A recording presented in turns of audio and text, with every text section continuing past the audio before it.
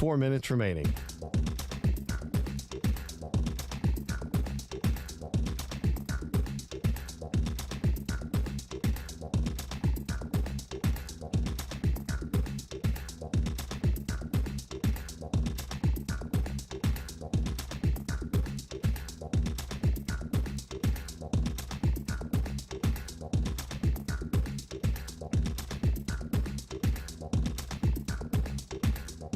Three minutes, 30 seconds remaining.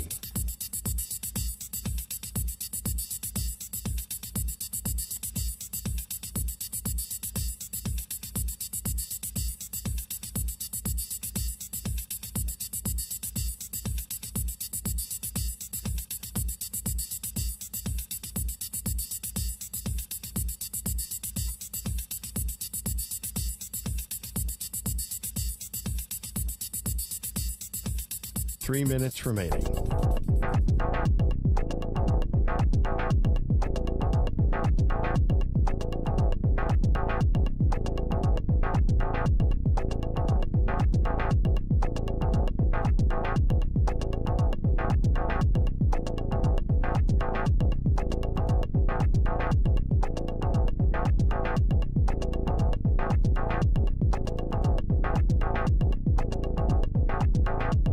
Two minutes, 30 seconds remaining.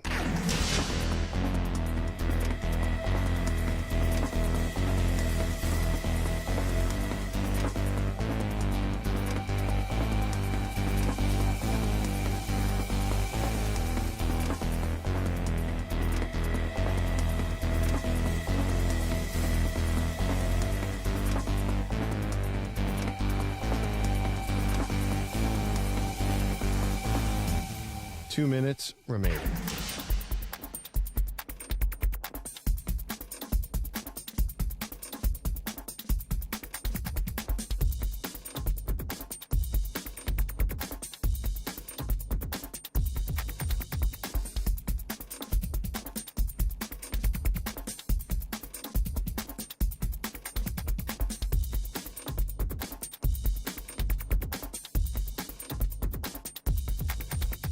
One minute, 30 seconds remaining.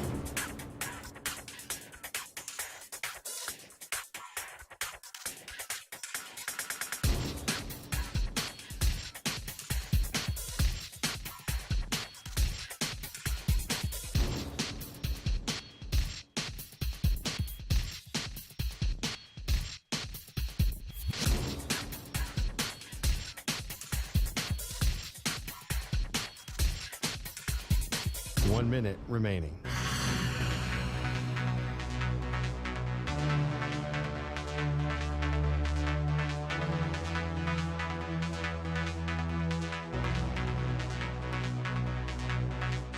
Forty-five seconds remaining.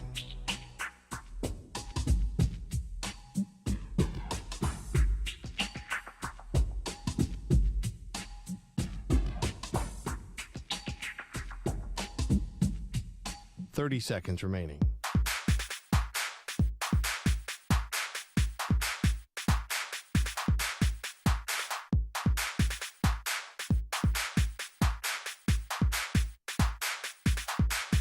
Fifteen seconds.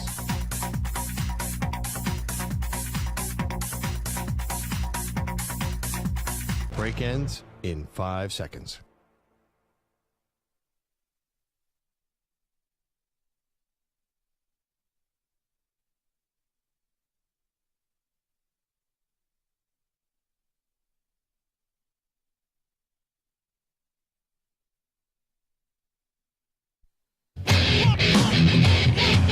He's live. He's nationwide on CBS Sports Radio. This is the Zach Gelb Show.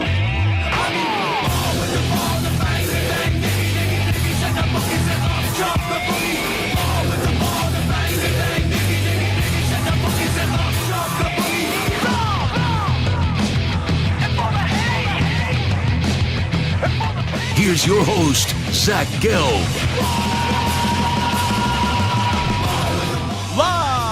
From the palatial yet not overly ostentatious studios of CBS Sports Radio here in beautiful New York City, sitting on top of the 10th floor of 345 Hudson Street, Welcome on in to a Wednesday edition of the Zach Gelb Show across all of our great local CBS Sports Radio affiliates, Sirius XM, Channel 158, the free Odyssey app, and of course, streaming on YouTube. 855-212-4CBS, number to jump on in, 855-212-4227. You could always get at me on Instagram, where I'm straight flexing, or via the good old cesspool of Twitter, at Zach Gelb. That's ZACHGELB. We got Ross Tucker stopping by an hour 20 from now. Dennis Dodd will join us at 5:20 p.m. Eastern, 2:20 p.m. Pacific. And joining me for the next 3 hours, of course, as always, is Moist Mike and Stuart Kovacs. I got to start today as I'm kind of in a giving mood.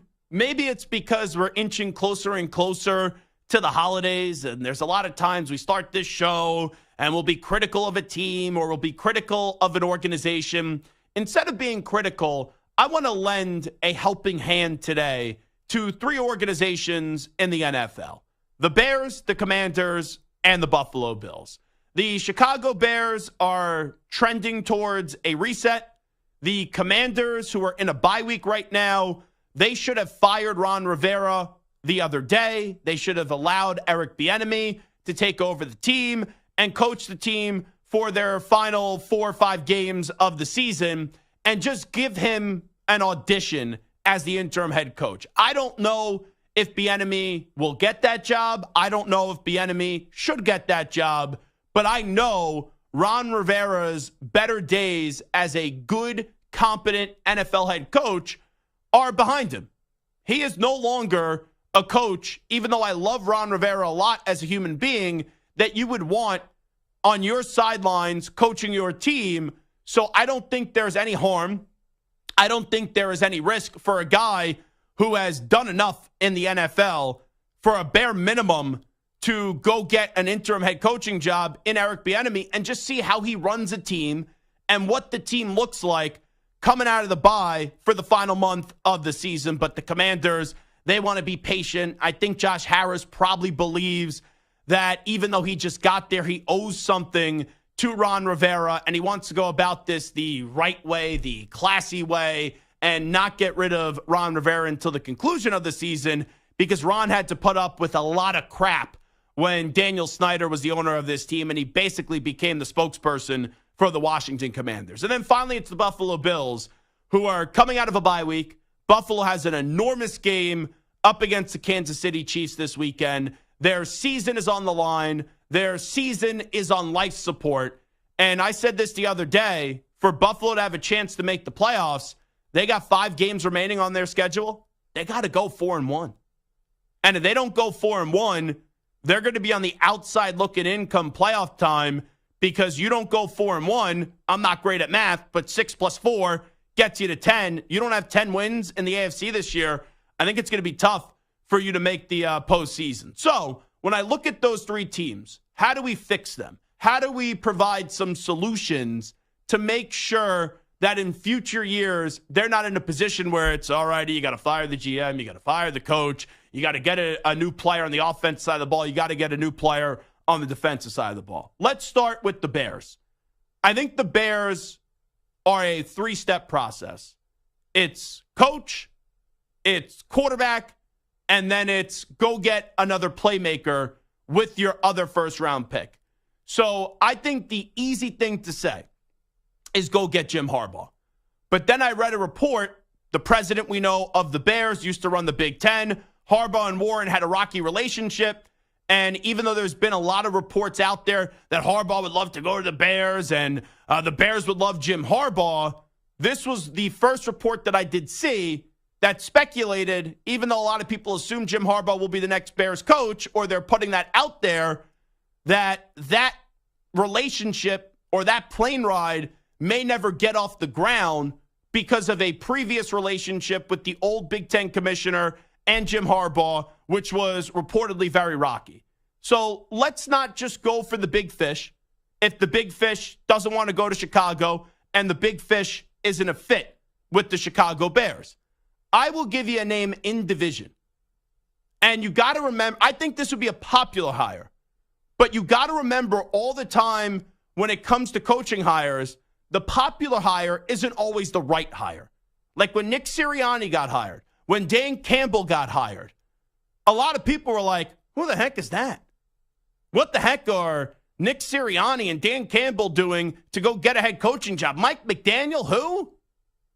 And all three of those guys have worked, where the Lions last year got hot at the end of the season. Now they're one of the better teams in the NFC. You see Mike McDaniel. He has a team that's at 9 wins with the Miami Dolphins, and Nick Sirianni coached in a Super Bowl last year. So this would be a popular hire. And just because it's a popular hire doesn't mean that it's going to be wrong.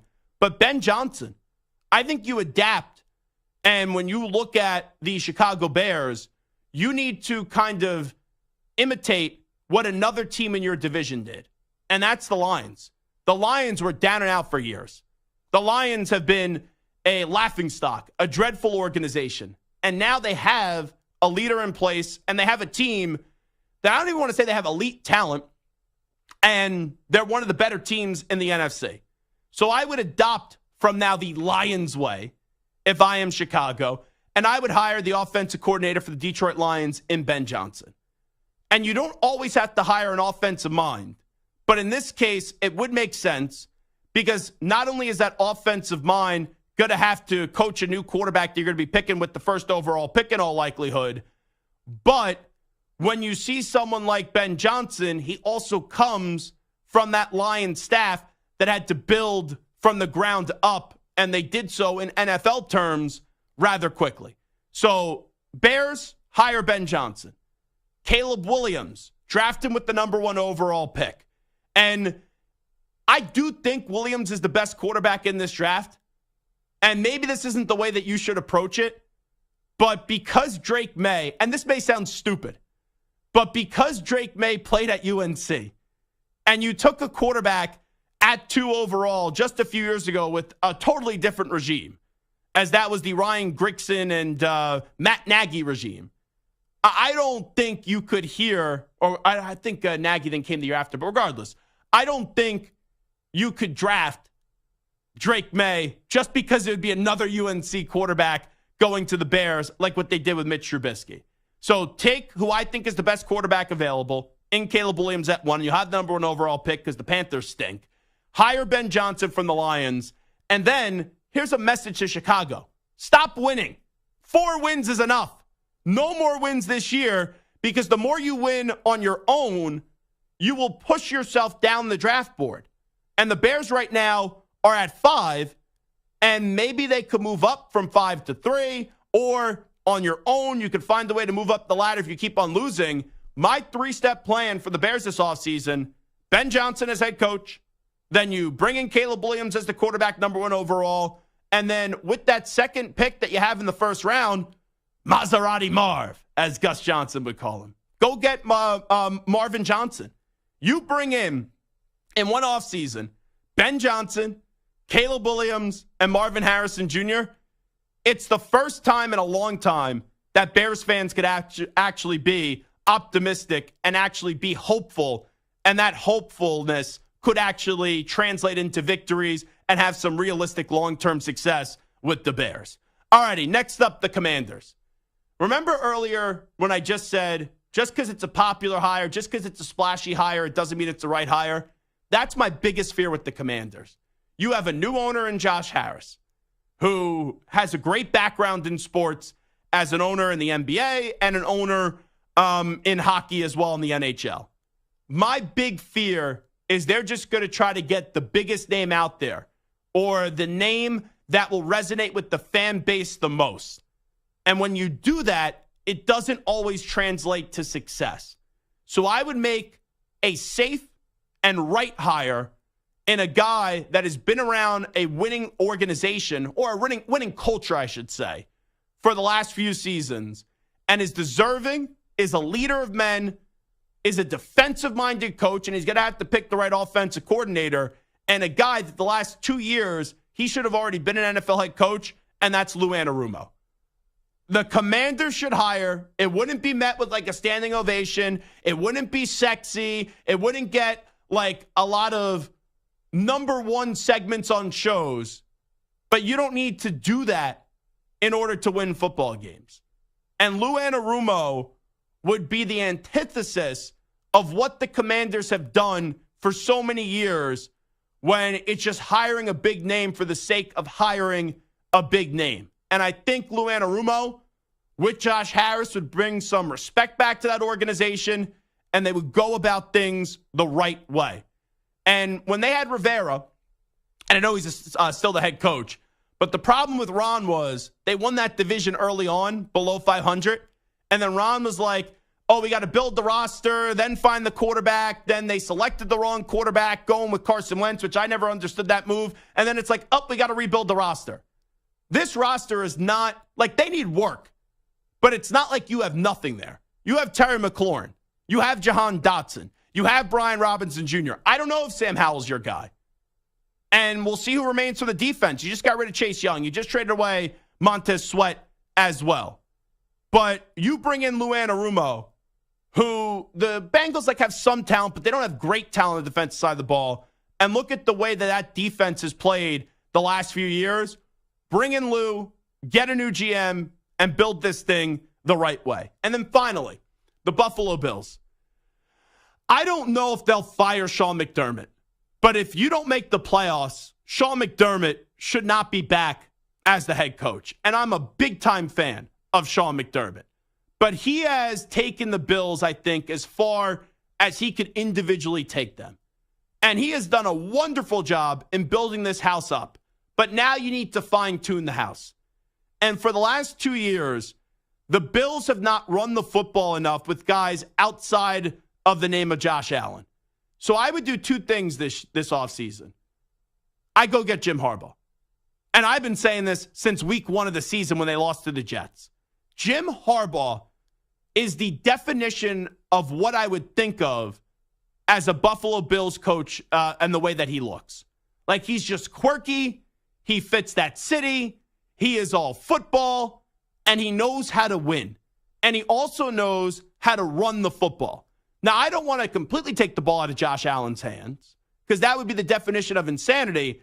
But they keep on saying Josh has to do this, Josh has to do that, Josh has to know when to slide, and Josh has to know when to throw the ball away. And we got to find a way for Josh not to be the entire offense. But the play calling doesn't suggest that that's the way that they coach.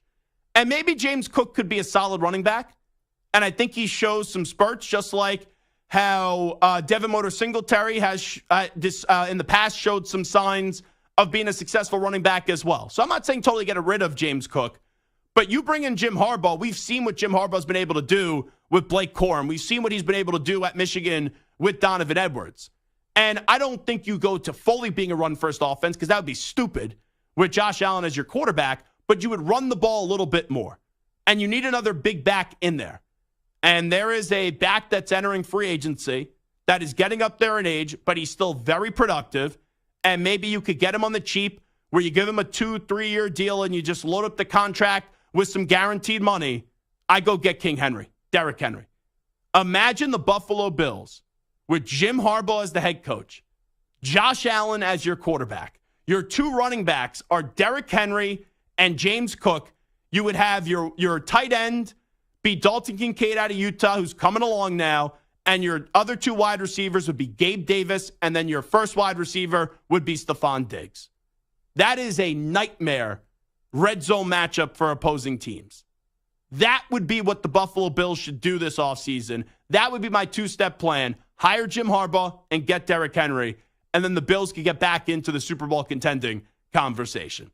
All righty, this is Zach Gelb Show on CBS Sports Radio. What should the Bears, Commanders, Bills, or maybe another team that you have on your mind do this offseason to get them back to their winning ways? 855-212-4CBS, 855-212-4227. We'll take a break. It is a Wednesday right here on the Zach Gelb Show on CBS Sports Radio. So when we come on back, I have my top 5 teams in college football and the NFL. It'll take 5 Wednesday when we return in 5 minutes. You're in a 5-minute break.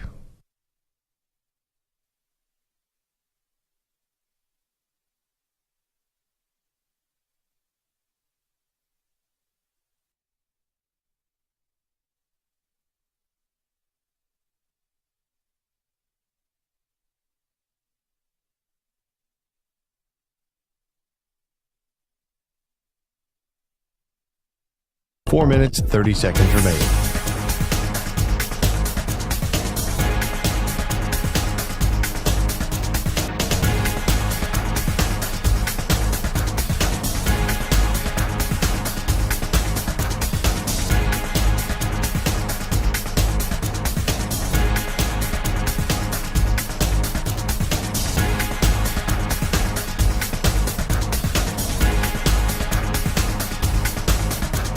Four minutes remaining.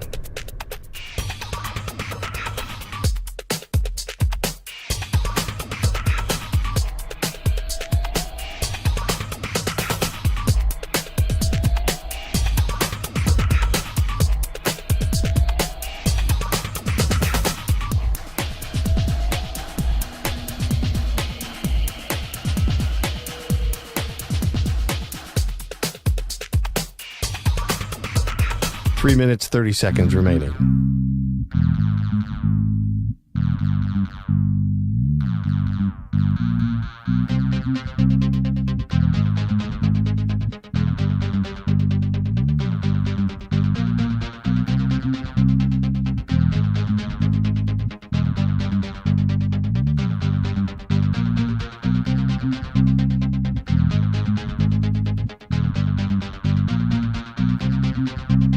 Three minutes remaining.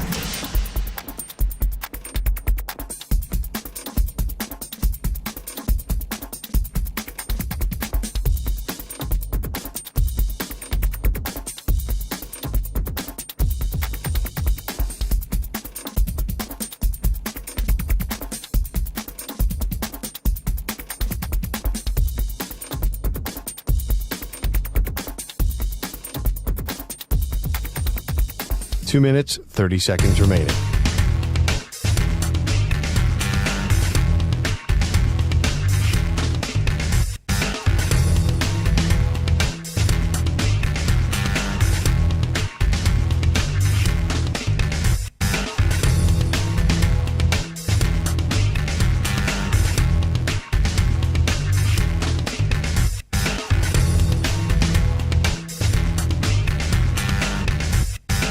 Two minutes remaining.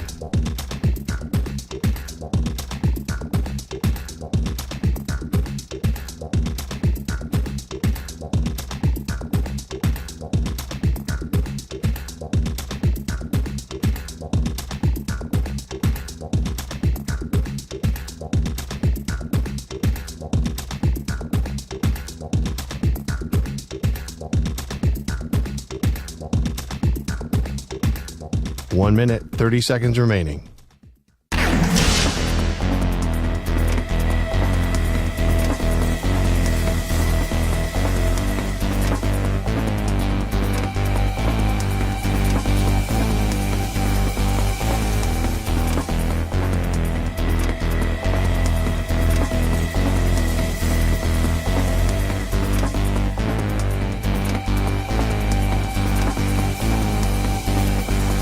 One minute remaining.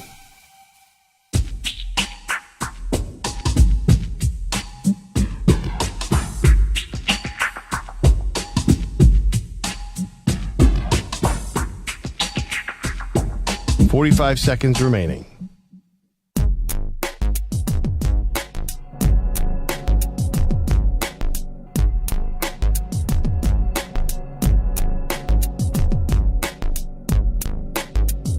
.30 seconds remaining.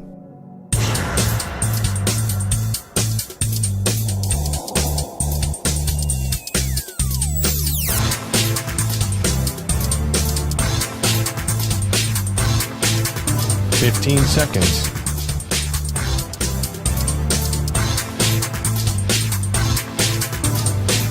Break ends in 5 seconds.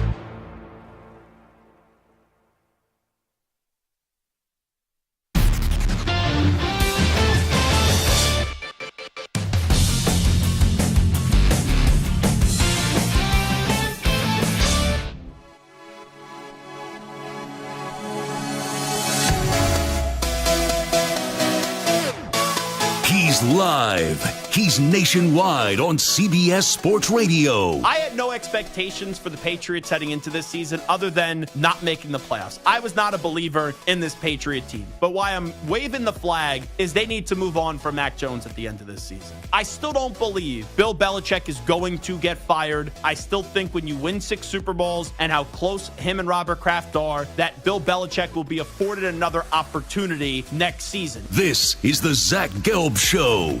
Here's your host, Zach Gelb. It is the Zach Gelb Show on CBS Sports Radio. Not that we really care about the Pro Bowl games, but I do find the results here fascinating in the early voting for the Pro Bowl games this year. Who do you think are the 2 players that lead all players fan voting for the 2024 Pro Bowl games? Stu, would you like one guess here? Who do you think is the top dog? Players in fan voting, the top 2 vote getters right now. Travis Kelce. That would be incorrect, but Darn. I like where your cabeza is at because of the Taylor Swift connection. Yes. You know, Samter, this is really insufferable. I like Taylor Swift. I like Taylor Swift's fans. But Stu is too much of a Swiftie, I'm starting to realize. I put him on the spot, and right away, he goes to Travis Kelce, because he's obsessed with Travis Kelce's girlfriend, the great Taylor Swift. We've gone a little too far. He went with Travis Kelce because it was a brilliant guess. I mean, anyone could say Patrick Mahomes and Jalen Hurts or something. Neither would be right. But like Tyreek Hill, you could say, but he's thinking outside the box. Wouldn't be right, Tyreek. I know, but he's thinking outside the box. I like his thought.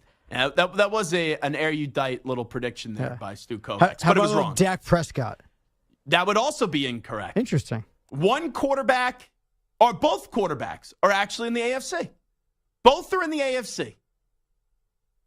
Do do do do do do do do.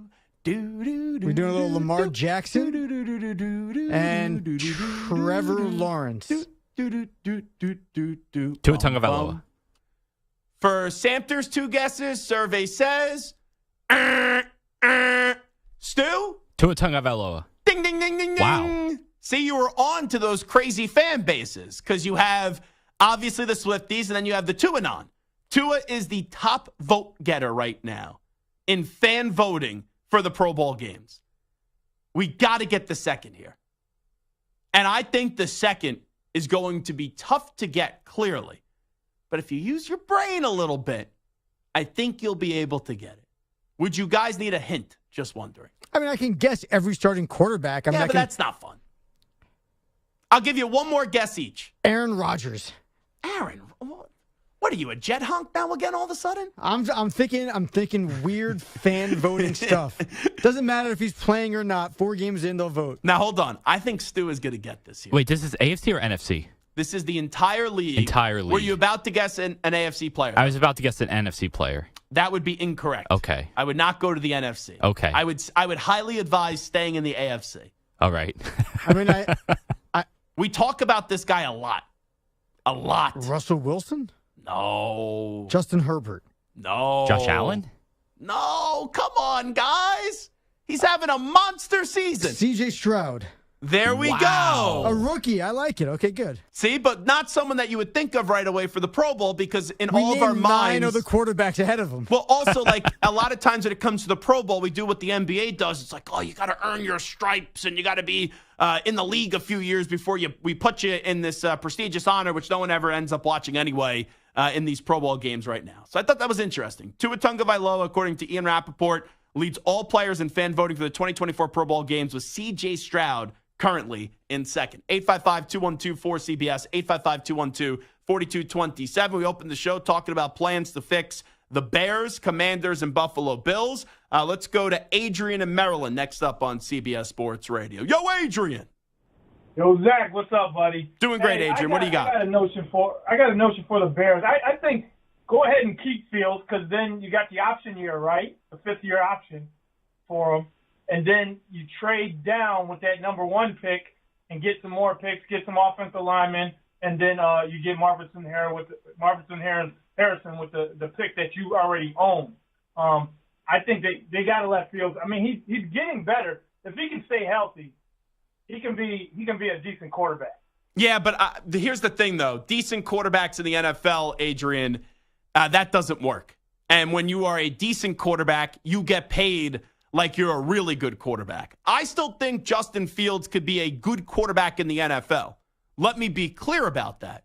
But it's not working in Chicago because the timeline only allows him, like Adrian pointed out, 2 years. You're already 3 years in. You got to make that fifth-year option decision. So even if you pick up the fifth-year option, you have 2 years remaining, but you keep him, you signify he's the guy, then he's going to want a new contract. So I think it's the perfect time to trade him. You'll still be able to get something from him because your organization is just synonymous with quarterbacks and just messing up quarterbacks' careers. So some team will give you a second-round pick for him, and I don't think you could trade back-to-back years out of that number one spot. I don't. And they did so last year, and it worked. And they got a king ransom back from the Carolina Panthers for it. And this pick that they have number one overall is from that trade where they didn't take Bryce Young and they moved back. But a new regime coming in, most likely, a new GM, a new head coach, they're going to want to make the decision with the number one overall pick, and that's not going to be to trade it. You trade Fields, you hire like Ben Johnson, you draft Caleb Williams, and you hope that Marvin Harrison Jr. is still there with your other potential top 5 pick. All righty, it is a Wednesday on the Zach Gelb Show on CBS Sports Radio. Let's get to a little Take 5 Wednesday. As the dust settles from last week's games, it's time to look at which teams are rising and which are falling. And there's an interception. Zach ranks his top 5 NFL and college football teams on this week's edition of Take 5, only on the Zach Gelb Show. Alrighty, I will start with the NFL. We've done a lot of college this week, so let me go with the NFL first. In at number 5, I still don't think this team can get to the Super Bowl, and they have not beat a great team yet this season, so there is some skepticism, but there's skepticism with a lot of teams this year. I got to put the Miami Dolphins in at 5, because this may be a year where you just may have to be good, not great, to find a way to get to the Super Bowl. And even though in a big spot, I still don't trust Tua Tagovailoa, like what happened up against the Kansas City Chiefs, you have so much offense with Tua as your quarterback, Devon Achane now getting back and healthy. We know Tyreek Hill should win the MVP of the league. We'll see if the voters end up doing that. You have Jalen Waddle as well. That offense usually shows up. And in a year where there hasn't been a lot of complete teams, I do believe that Phillips injury is enormous because I thought he had to be one of their MVPs for them to get to a Super Bowl. But I'll put them in at the 5 spot.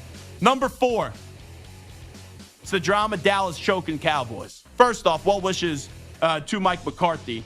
I saw he had appendicitis. So Dan Quinn right now is the acting head coach, and McCarthy's expected to get back there on Sunday.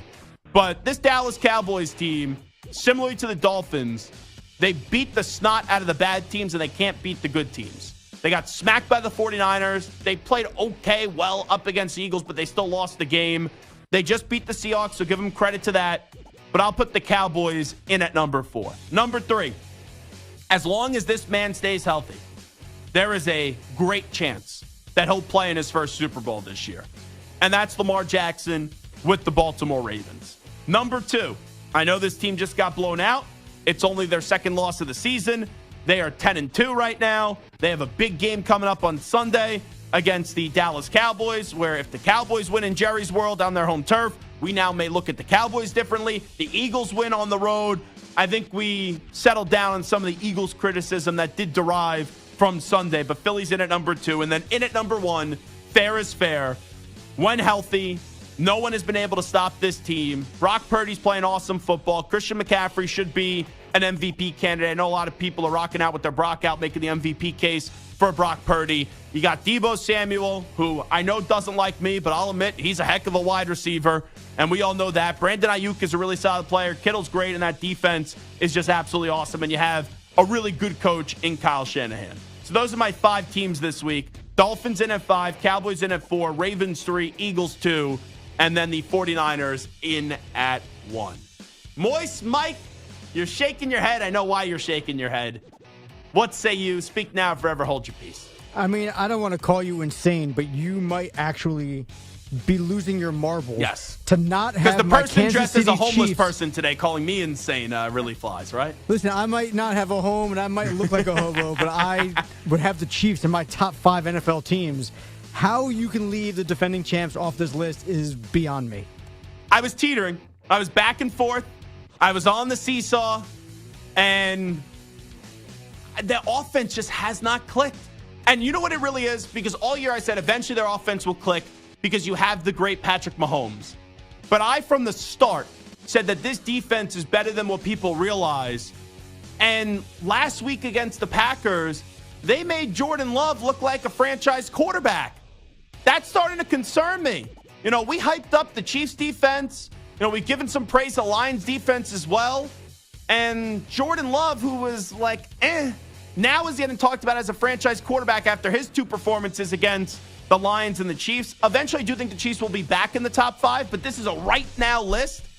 And as the weeks go on, this Chiefs team, as a team, just doesn't show up, even though they did defeat the Miami Dolphins back in Germany a few weeks ago. So Chiefs on the outside looking at it. And the other team, I mean, listen, I love the Dolphins and Tua as well, but the Lions are clearly the 3rd best team in the NFC. Are they? Who's challenging Cowboys? Come on. Why is that a come on? The Cowboys and the Lions are both similar. They can't beat the great teams. Do you really trust the Cowboys more than the Lions? I think it's a 50-50 toss-up. Well, let me ask you this. Do you trust Dak Prescott or Jared Goff more? Oof. Dak. The answer, you say oof, but the answer is Dak. Do I? Jared Goff's been to a Super Bowl. Yeah, getting carried by Sean McVay. What did he do in that Super Bowl? 3 points. Doesn't matter. He got there and he had a great offense around. I mean, he was legit. He wasn't just like a system quarterback in that Yes, system. he was. He was legitimately good in that offense. Yeah, because of the system that was around him. He was legitimately good. I think it's close. I'm not saying it's a blowout, and I don't like to give the Cowboys any praise, but I give the Cowboys right now a slight edge over the Lions. Next team. So you give the Cowboys a slight edge over the Lions, and therefore you have the Lions and Cowboys both out of. Or no, I have the Cowboys in at 4. All right, it's very interesting to me. So All right. you're asking why I don't have the Lions in there? I just don't understand. Because the Cowboys, Dolphins, and Lions are all similar teams. They all crush the bad teams. They have not defeated a really good team this year.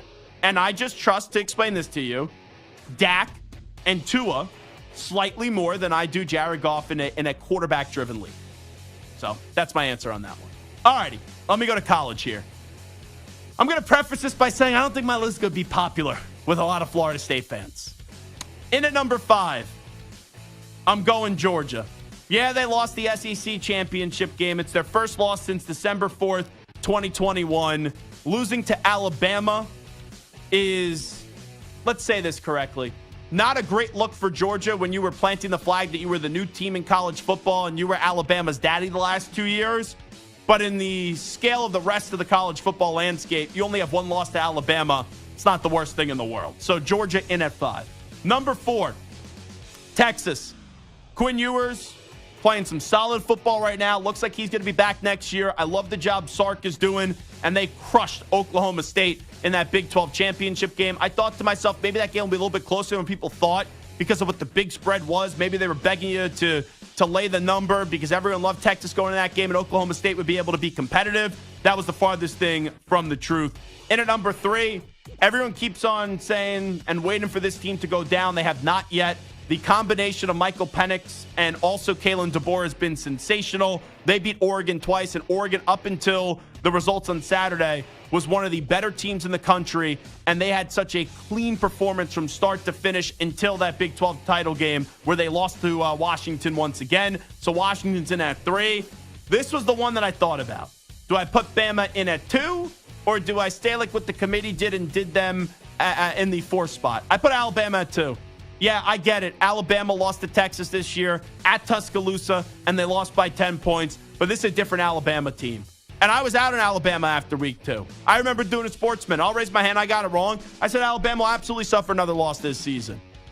The problem that Nick Saban made early in the season was he panicked. For the first time in his career, He panicked and listened to the outside noise. He listened to public pressure that wanted Jalen Milroe bench. That benching lasted 1 week, then Milroe got back, and Milroe, even though he can improve as a thrower, he's been great running the football, and he has improved this season, and that defense is as good of a defense as there is in college football, and there's just that fear, that aura about Alabama where it looked like they were going to get knocked out, looked like they were done after Texas, it looked like they were done at halftime up against Tennessee, it looked like they were done against a bad Auburn team, 4th and goal at the 31, and they just find a way to not go away. So Bama's in at 2, and then number 1, the undefeated Big Ten champions with a lot of experience with J.J. McCarthy, Blake Corum, Donovan Edwards, Cornelius Johnson, Sandstro on the defensive side of the ball, Chris Jenkins as well, Colston Loveland. I will go with the Michigan Wolverines. So Georgia 5, Texas 4, Washington 3, Alabama 2, and then the Michigan Wolverines in at 1. Samter, speak now, forever hold your peace. So you apologize to Florida State fans. And listen, I don't think a lot of people outside of Florida State fans legitimately right now would have a gripe of Georgia over FSU right now because of the quarterback situation. But here's my question. If Jordan Travis is healthy, where does Florida State rank on this list? Ooh, that's a great question. 2 things. 1, they would have been in the college football playoff.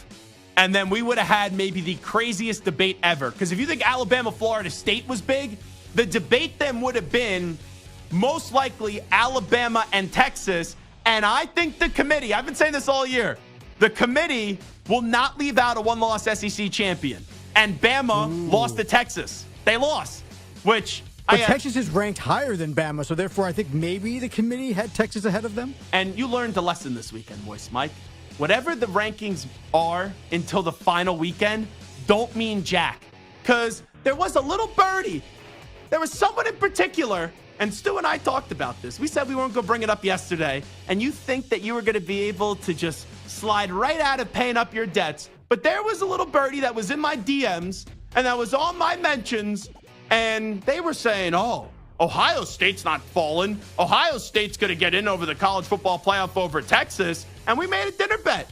And you made no mention of it yesterday and no mention of it until I'm bringing it up now. I don't know what you're talking about. The bet was that Ohio State was going to leapfrog over. I can't think of anything to nullify the bet. No, that's what you said. I'm trying to find a way to nullify the bet. Yeah. Kind of like what Maggie did with Andrew. I like got with the point screenshots. Spread. I can't think of anything. And you know what? I went on their SEC stream for the SEC title game, and I told Maggie, may have used some profanity too, because Maggie was cursing up a storm. I told Maggie, you weaseled your way out of a bet. She weaseled her way out of a bet, and now you're being a weasel too. We got a bunch of weasels around here at CBS Sports Radio. Radio. McDonald's is on me. McDonald's?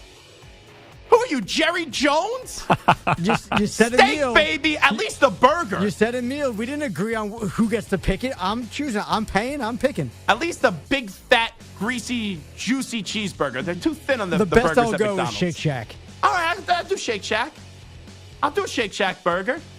A single, Pay up. not a double. Pay up. Single. No fries. Pay up. Single. Or Bobby Bacala will meet you outside the studios later tonight. I'll get my crew on you. Anyway, you asked me where would Florida State rank on this list? They would be in the top 4. I would say they would be in front of Michigan, and they would be in front of Alabama and Washington. I'd put them in at 4 over Texas. I would. Anyone else here? And, of course, my team, the Ohio State Buckeyes, who were ranked ahead of all of these teams that somehow just randomly jumped them at the last most opportune moment. My Buckeyes got screwed. No, they didn't, because all year long I was telling you, they outside of LSU and USC, they were the most overrated team in college football. Their only loss was on the road to the number 1 team in the country by 1 possession. Nonsense. They had 3 games this season. An Penn State team, an Notre Dame team, and then up against an actual good team in Michigan. Michigan did not trail for a single second, and McCord with the game of the line. And Ohio State has a phenomenal defense this year. They have one of the more outstanding players in college football in Marvin Harrison Jr., but their quarterback failed them with an early pick and then a late pick. So that's why Ohio State's not in. They're not backing their way in. The Buckeyes aren't backing their way in for the 2nd year in a row. All righty, that's all. Take 5 Wednesday on the Zach Gelb Show on CBS Sports Radio. Who would have thought when Marco Belletti got dressed today, he would not be the worst dressed person here? Usually Marco likes to point out And I usually think Marco looks good to see you too, but yeah. But you even admit it. You go, you dress kind of sometimes like a schlub. You even say that all the time. I dress comfortable. I dress how I want to dress. Well, yes. you look like this is your black tie outfit compared to Samter today. This is the normal T-shirt, flannel, jeans, hat. Let's go to work. All righty, here he is, the great Marco Belletti, El Capitan, with the latest CBS Sports Radio update. CBS Sports Radio. Sports Flag. And Zach, we're sponsored by Progressive Insurance. Insurance for motorcycles, boats, and RVs. For protection on the road and on the water. See how much you could save at 1-800-PROGRESSIVE and Progressive.com. Bills have welcomed back Von Miller to the team facility, expecting to play Sunday against the Chiefs after he was arrested for allegedly assaulting a pregnant woman. We're not investigators here. We're not qualified to do that. We'll follow the lead of those people and let them do their jobs, and we'll take the information. And you're truly in my seat, or Terry Pagula or Sean McDermott. We're just trying to do the right thing. Bills GM Brandon Beane. Now Miller's facing a charge of third-degree felony assault of a pregnant woman in which he faces 2 to 10 years in prison and a $10,000 fine. Cowboys head coach Mike McCarthy, undergoing a procedure for appendicitis, is expected to be released from the hospital Wednesday and still coach the team Sunday against the Eagles. Jets named Zach Wilson their starter after he was benched for the last 2 games. Vikings, they're sticking with Josh Dobbs despite the 6 turnovers in the last 2 games. Of course, both losses. And from baseball, you got the hot stove going on. Orioles reportedly close to terms with Craig Kimbrell. Yankees and Padres said to be close to a deal, which will add Juan Soto in the Bronx. I'm Marco Belletti. Jim Rome here. Coming up Thursday in the Jungle, a conversation with T-Wolves head coach Chris Finch and another edition of What's Your Beef. See you Thursday, 12 noon Eastern, 9 Pacific. CBS Sports Radio.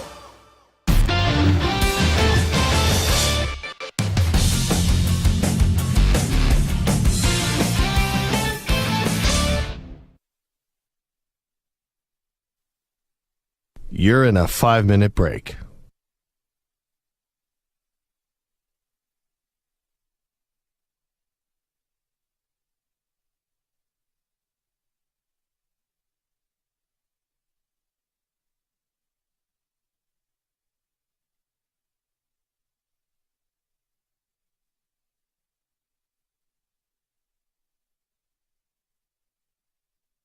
Four minutes, 30 seconds remaining.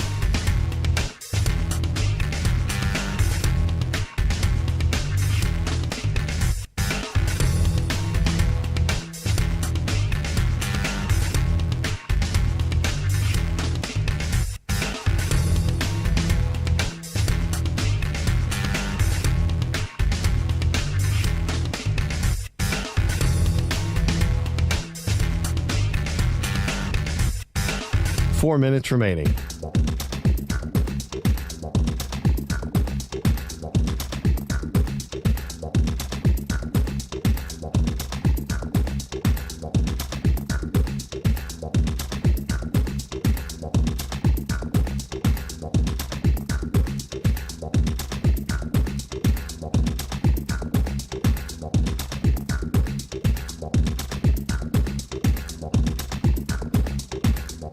Three minutes, 30 seconds remaining.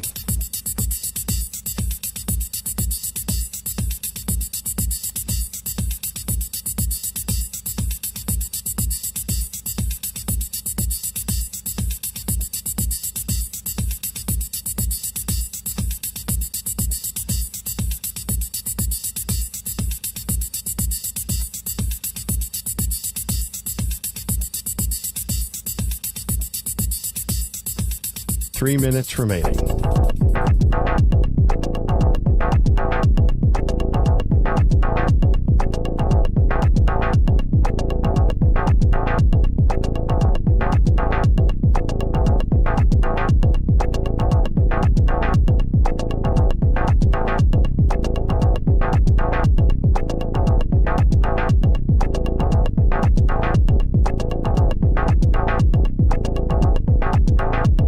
Two minutes, 30 seconds remaining.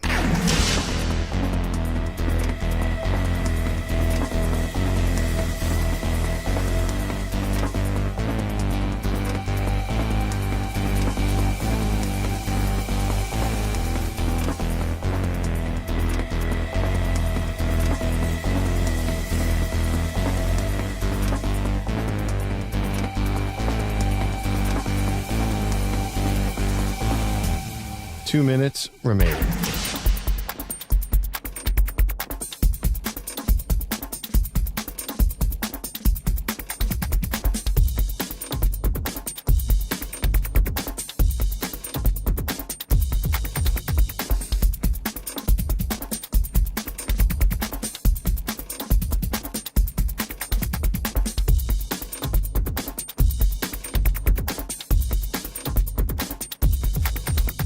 One minute, 30 seconds remaining.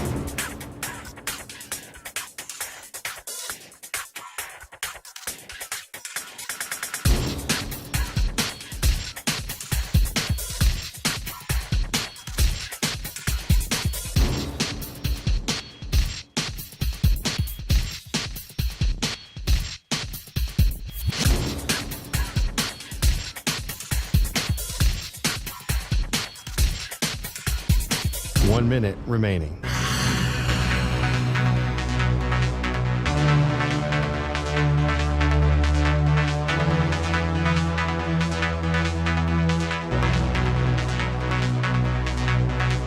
Forty-five seconds remaining.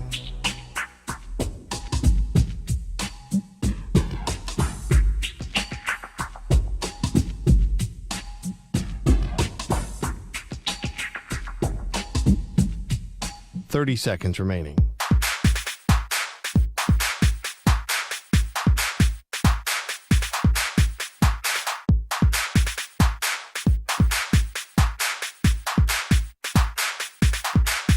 Fifteen seconds.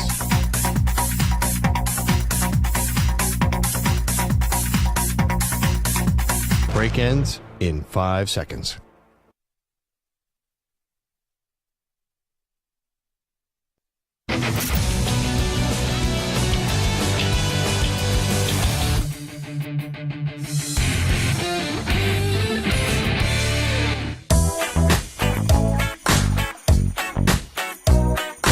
The Zach Gelb Show is on the air across the nation on CBS Sports Radio. It wasn't a matter of if he should be the head coach at A&M any longer. We all knew that Jimbo Fisher was past his prime, far away from the days of winning a national championship. Outside of the COVID season, really did nothing at A&M. I didn't see really any difference compared to the A&M under Coach Sumlin, who they got rid of in order to bring in Jimbo Fisher. Here's Zach Gelb.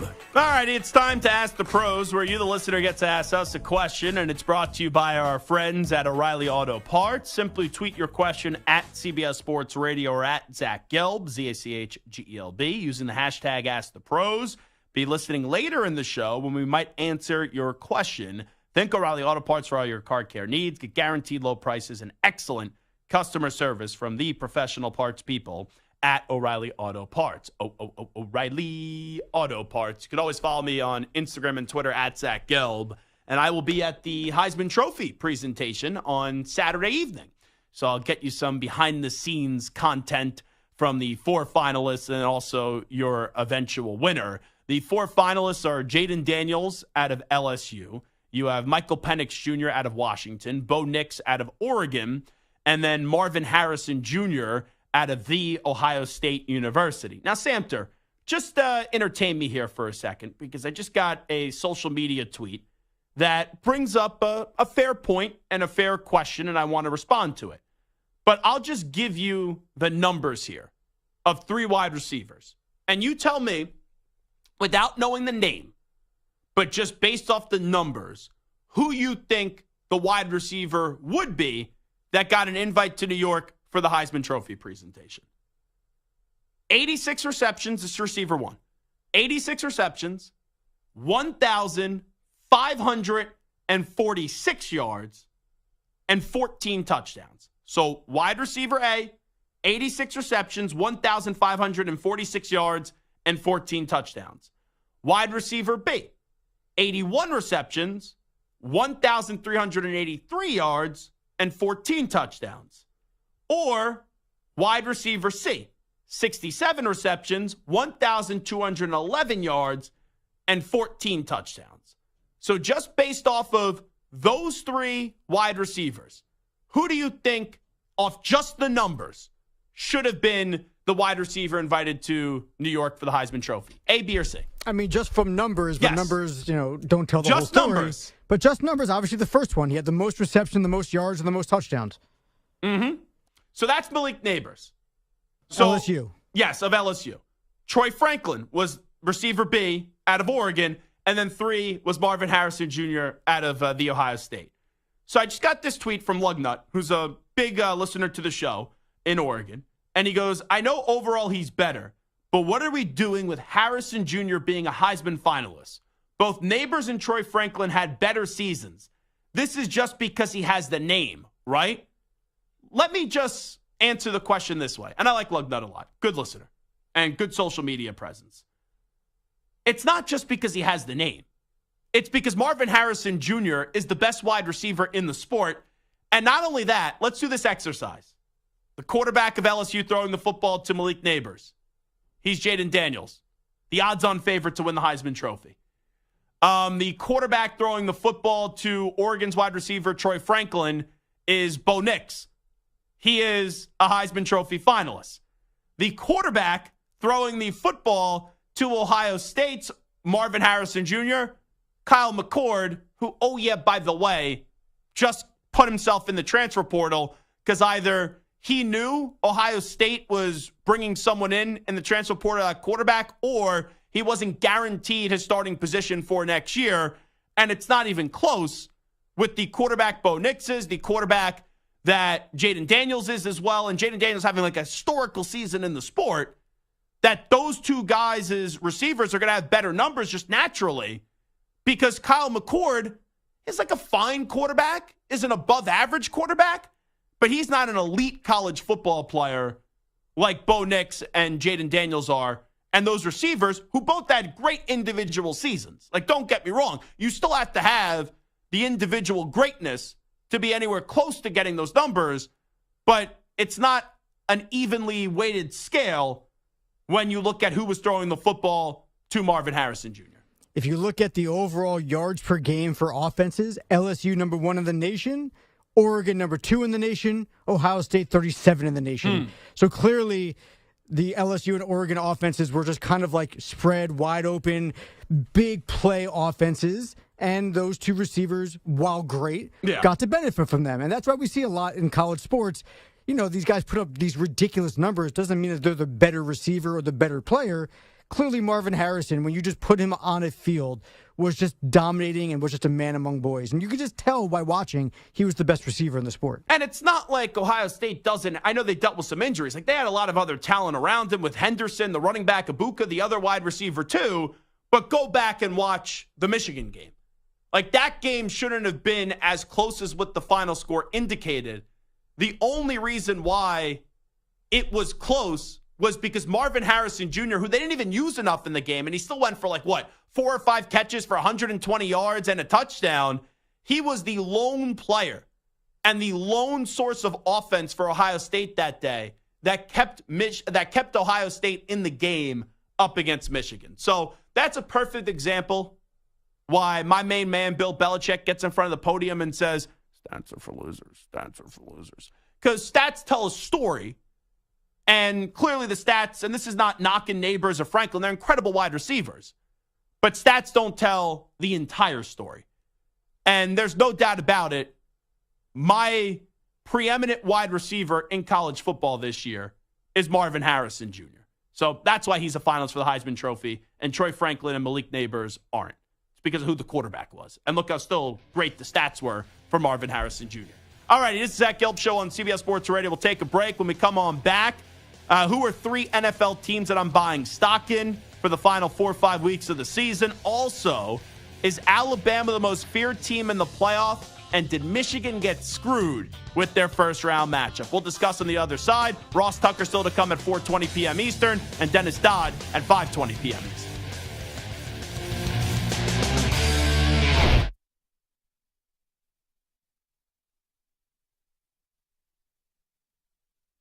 You're in a 5-minute break.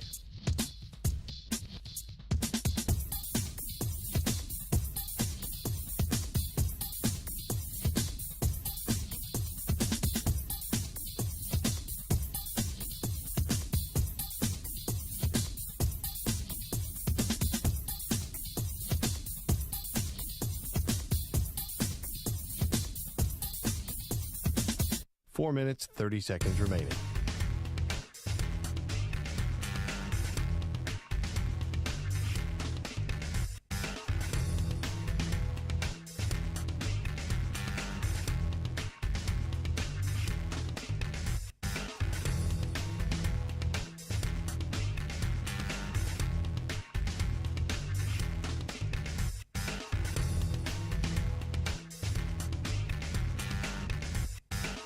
Four minutes remaining.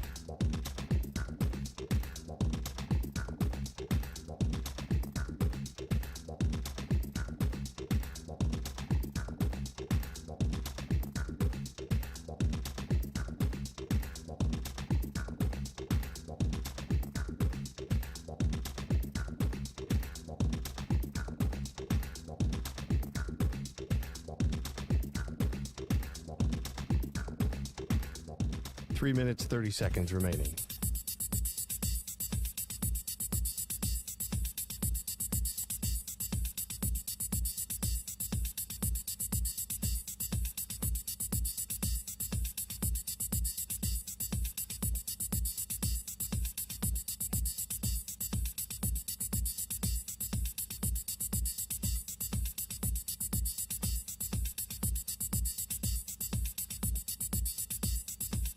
Three minutes remaining.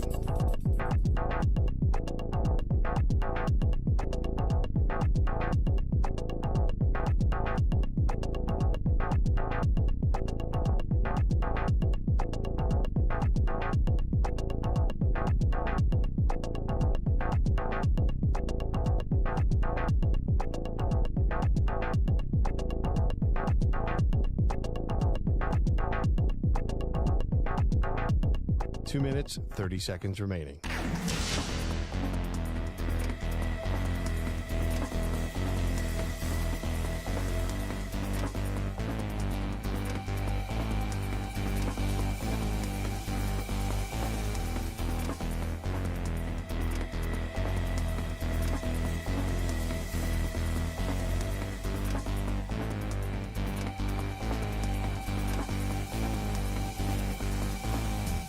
Two minutes remaining.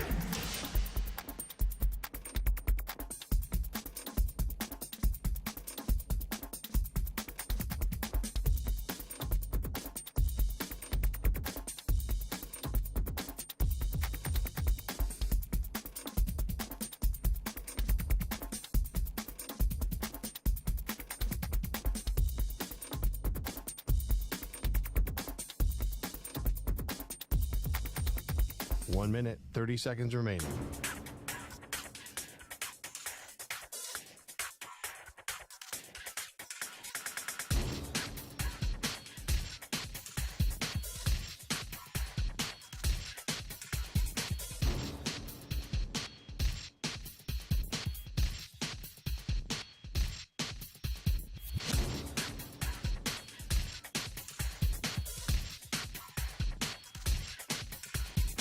One minute remaining.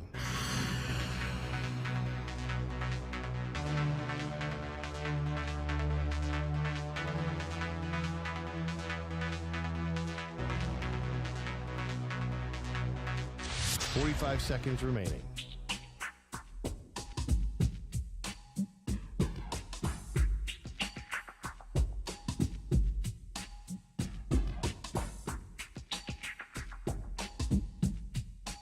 Seconds remaining.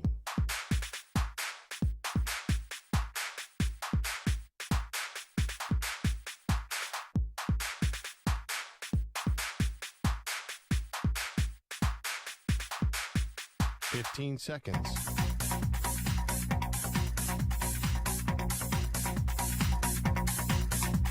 Break ends in 5 seconds.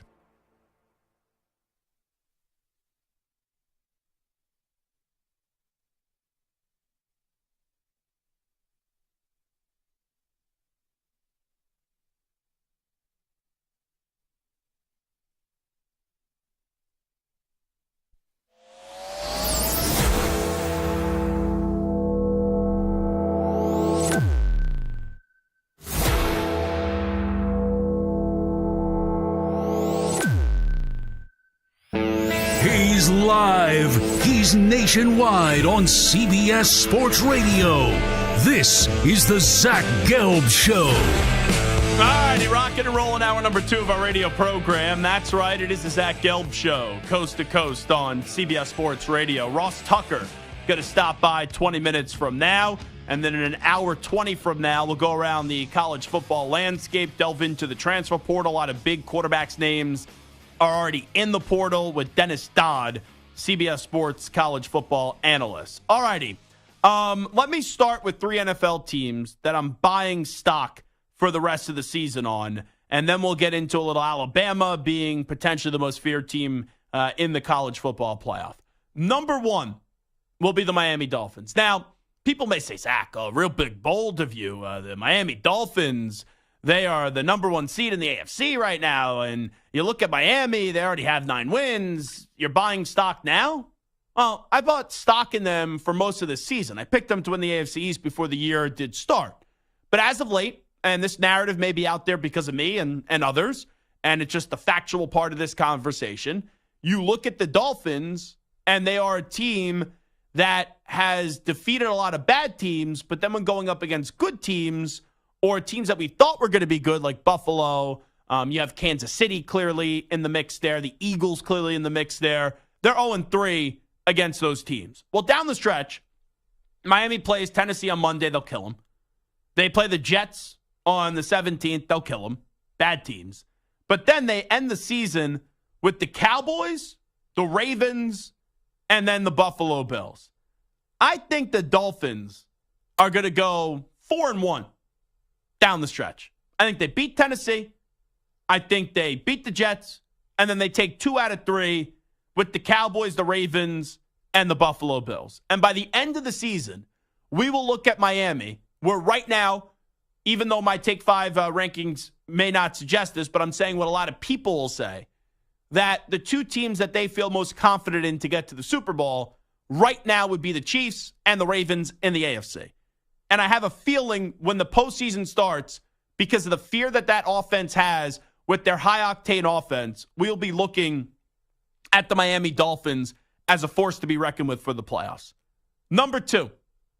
Go, Pack, go! The Green Bay Packers were a team, well, I'm just going to be honest with people. I didn't have the cojones before the start of the season to pick them to make the playoffs. When I talked about the Packers, I said it wouldn't surprise me if that's a team that makes the playoffs, and I was on the verge of picking them.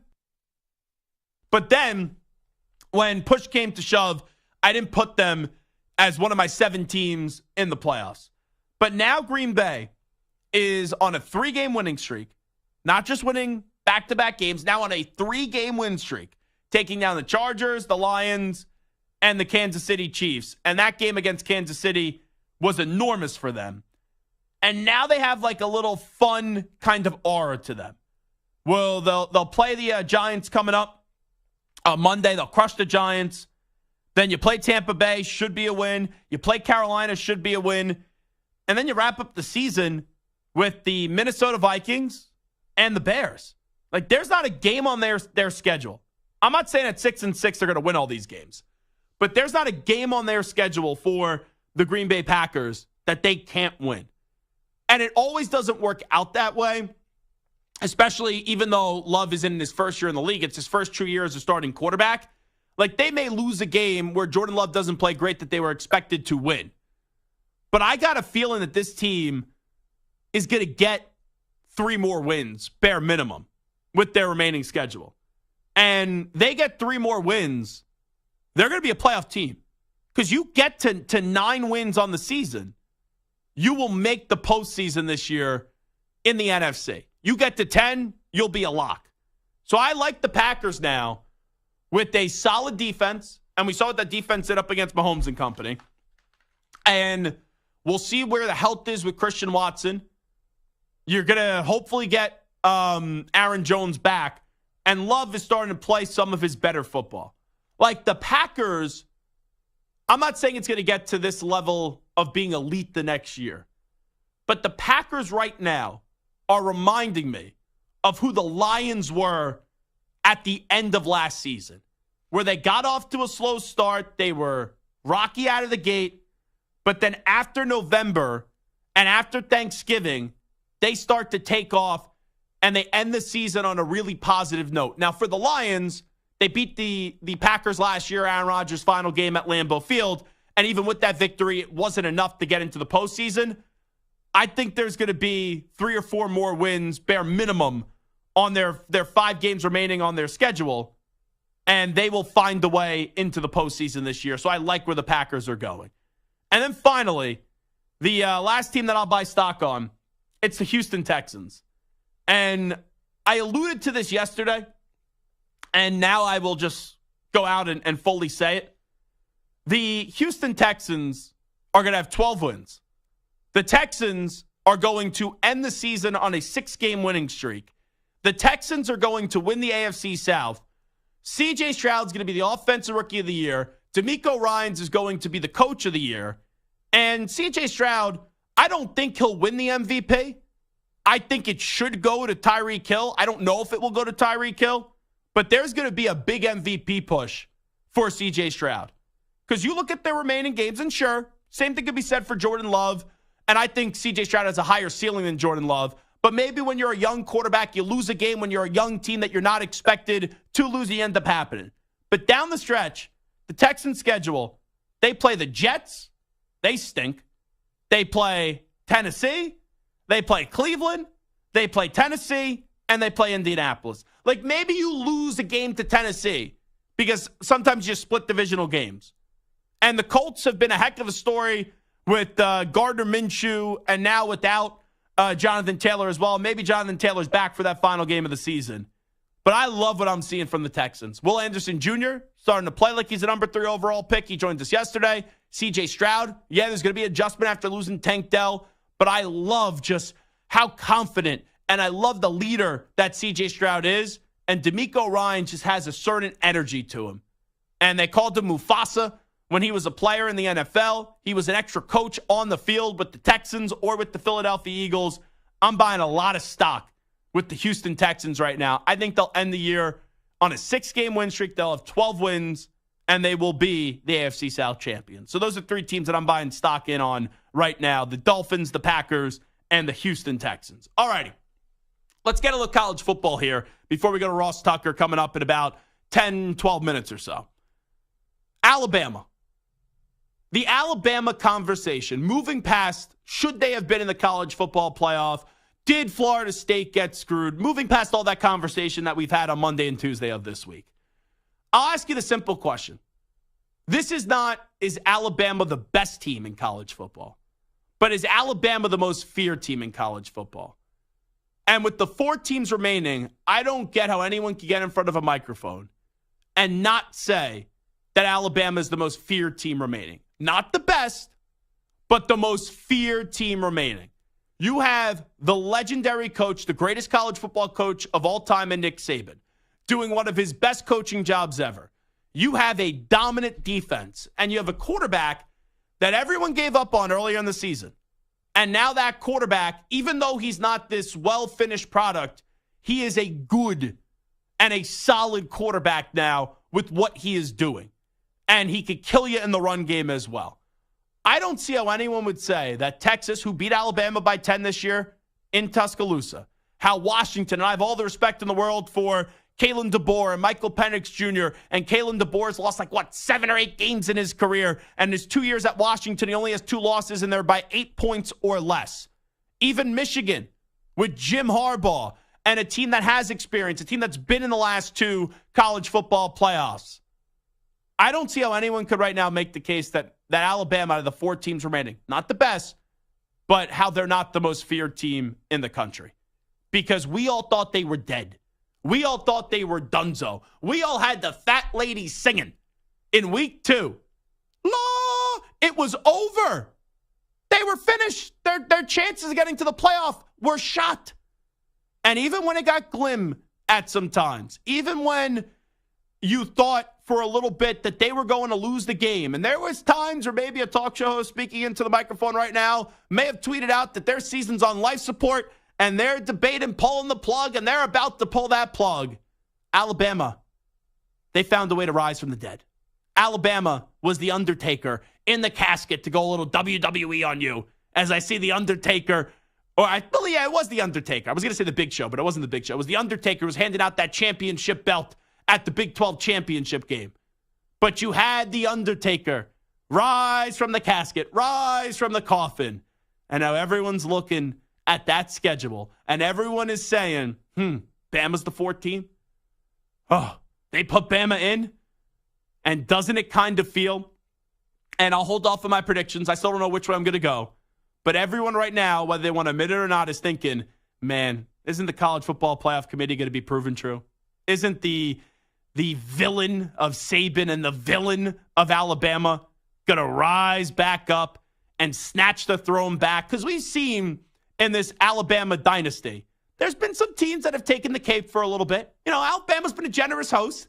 They've said, Clemson, you can run around with the Superman cape for a little bit. Georgia, we'll have David Pollack get up with Nick Saban on the championship game set last year and say how Alabama's basically dead and now Georgia runs college football. We'll let you have your run for 2 years, and then we'll beat you in the SEC title game. Like, Alabama allows some teams to go a little bit of run. And Ohio State as well. Like, they can get beat from sometimes.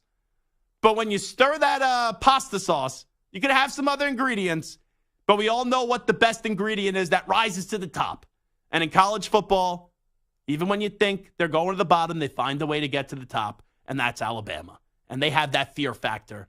And all the other three teams, Michigan will even, look at the Michigan room.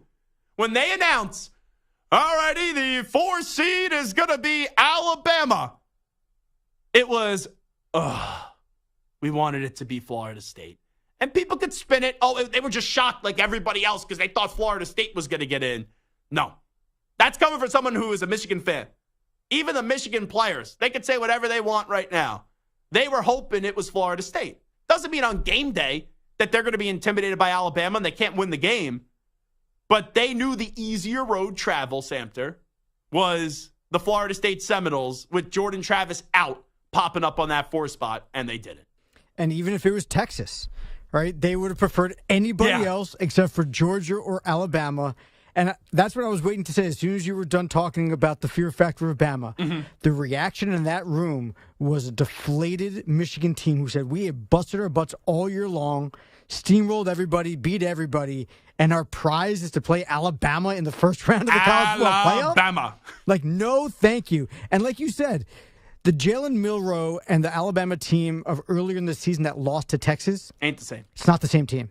Jalen Milroe has figured it out, right? He's good. He's solid. Like, he still could do a lot better in the throwing department. Yes. But there is someone that there is now a confidence with Jalen Milroe with the Alabama fan, where earlier in the year they were making Nick They Saban benched him against South Florida, right? Mm-hmm. And their backup quarterbacks were even worse. And now you're looking Buckner's at going to be a Jalen lacrosse Milroe. player now back in Notre Dame, I read. There you go, Tyler Buckner.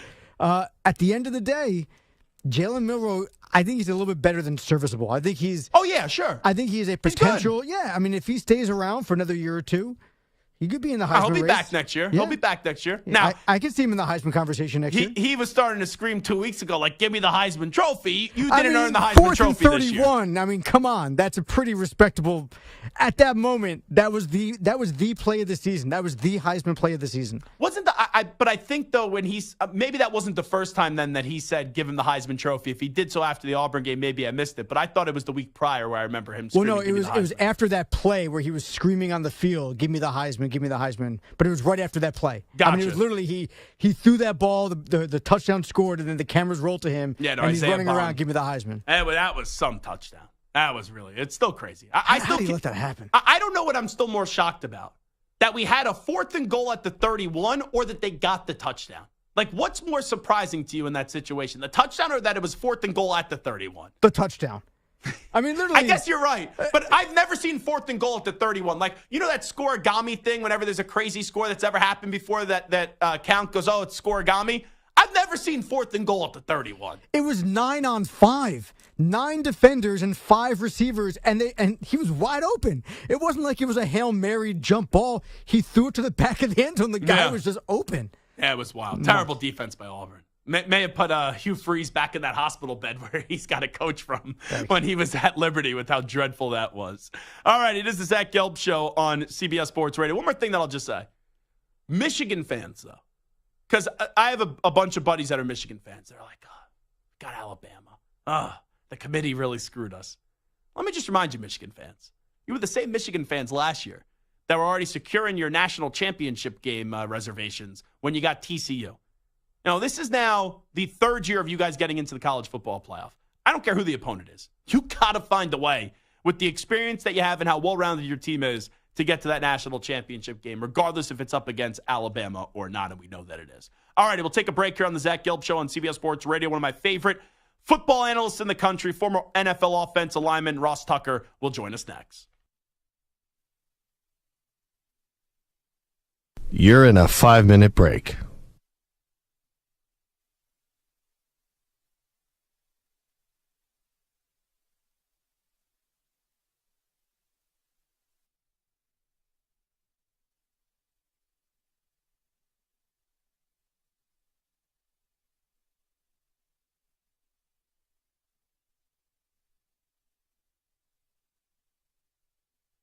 Four minutes, 30 seconds remaining.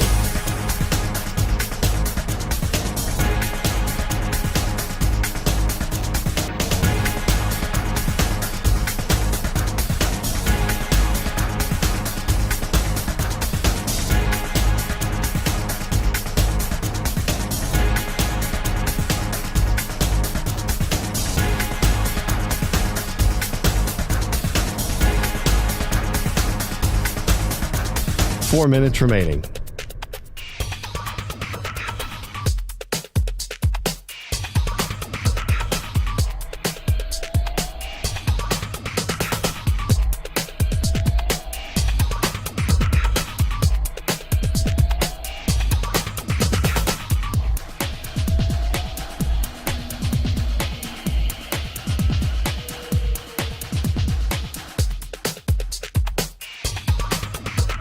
Three minutes, 30 seconds remaining.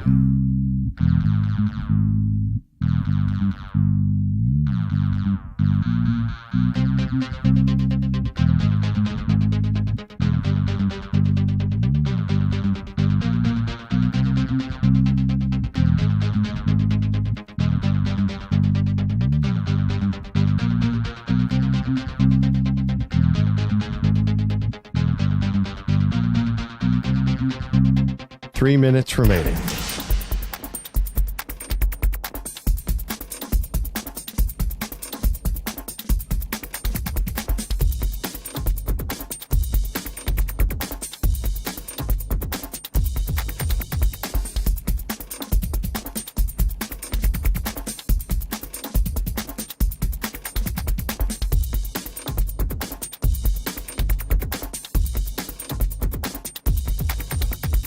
Two minutes, 30 seconds remaining.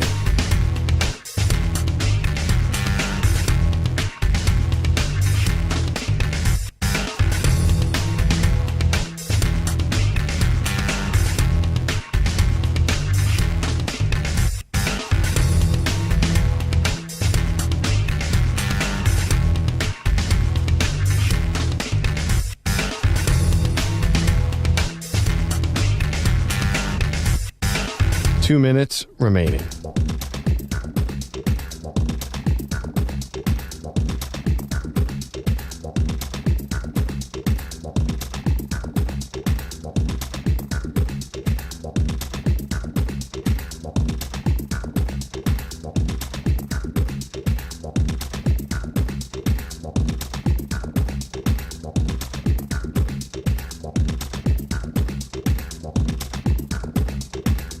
One minute, 30 seconds remaining.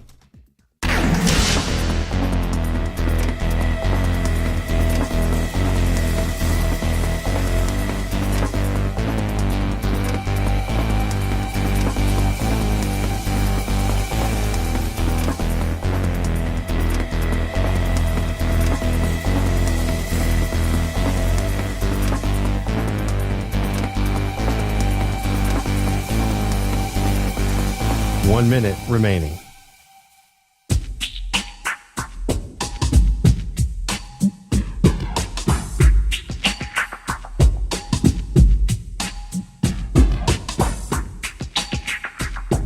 .45 seconds remaining.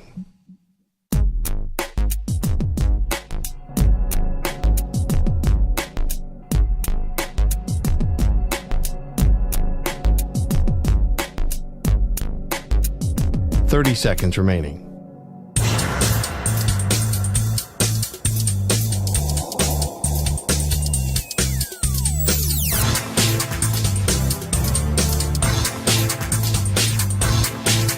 Fifteen seconds.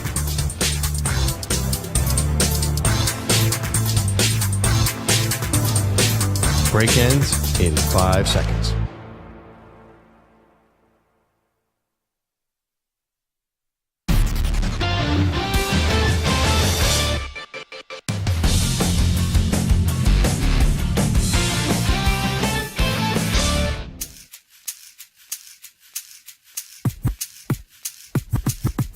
Now back to the Zach Gelb Show.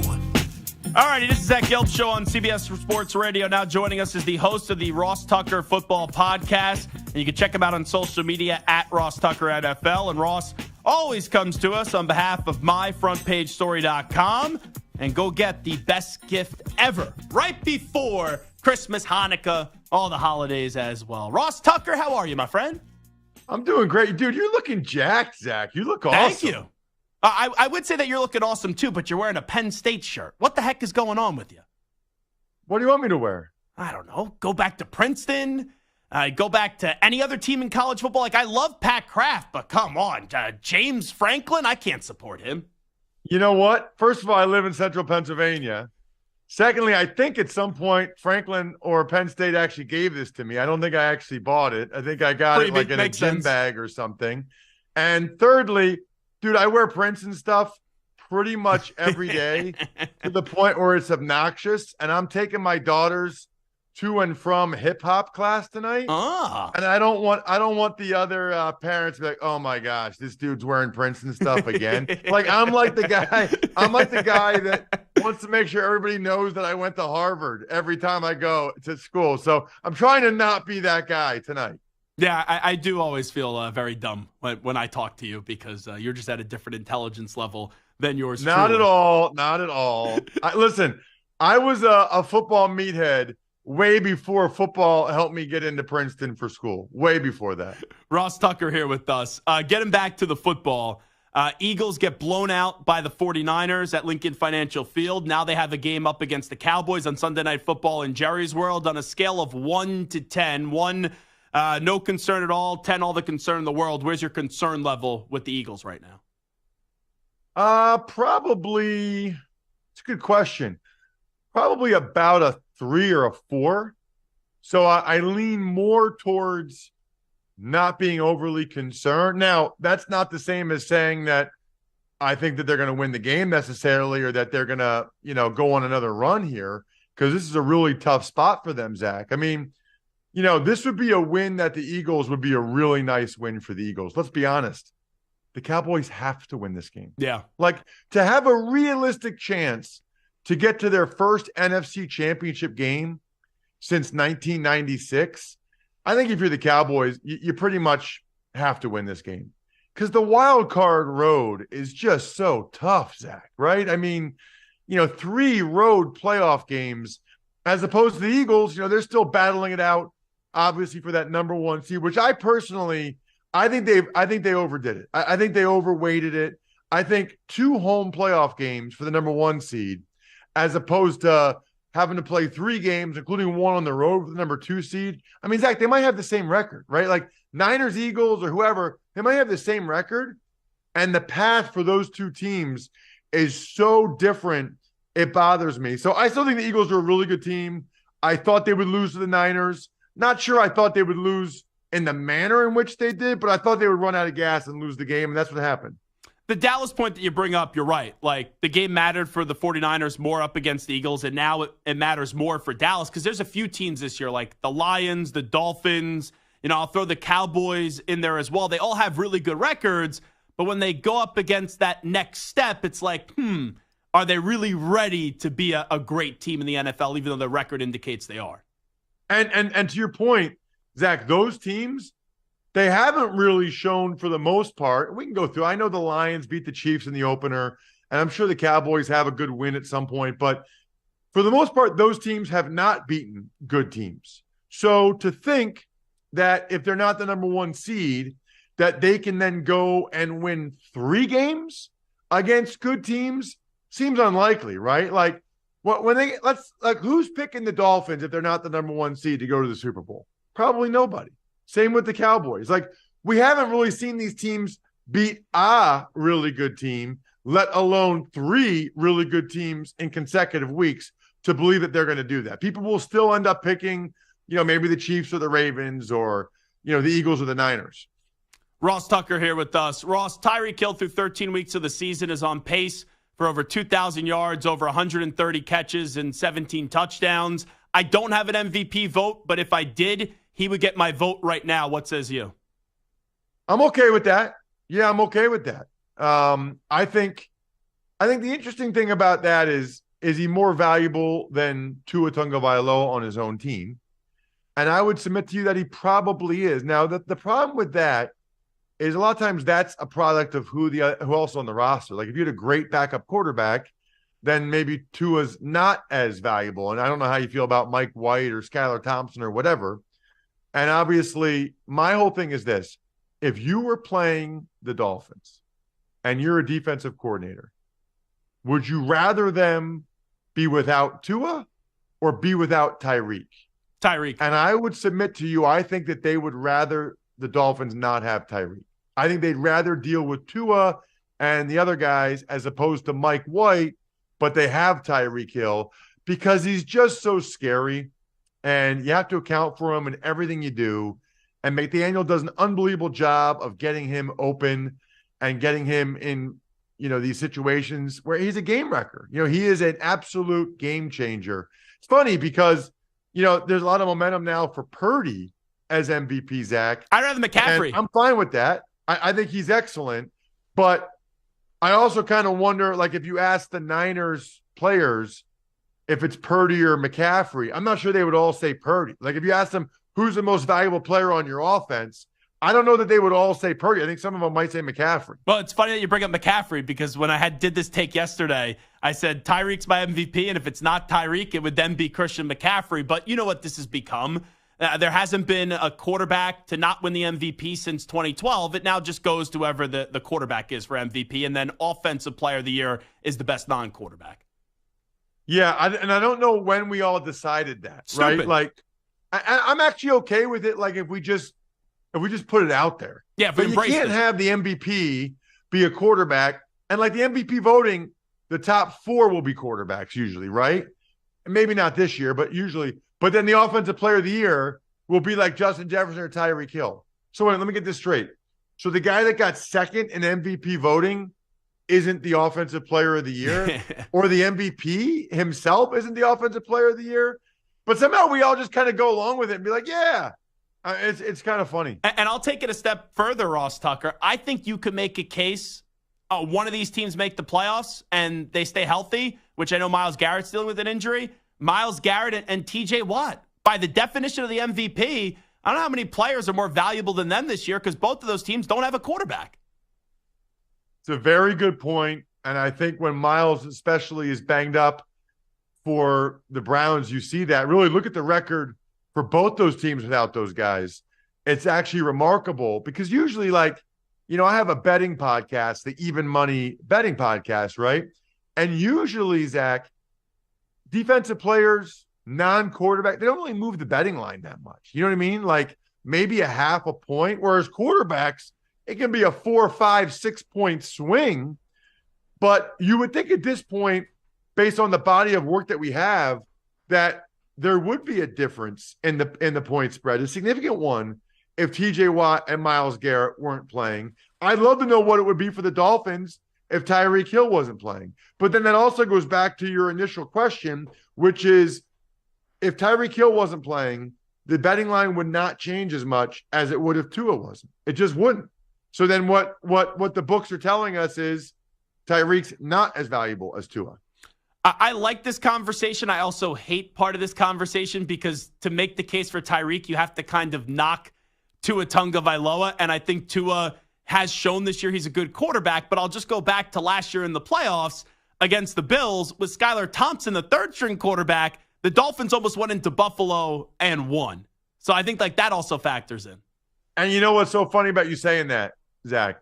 So a couple days ago, I was on with Jim Rome here on CBS Sports Radio, and he asked me something about Tyreek Hill, and I said what I said to you earlier about the defensive coordinator thing. And Joe Shad, he used to be the College Football Insider. Works for, so he covers posted Dolphins. that clip. Not one person replied saying, "Great point about Tyreek. Tyreek should be MVP. Tyreek's awesome." Every reply was, "You're trashing Tua."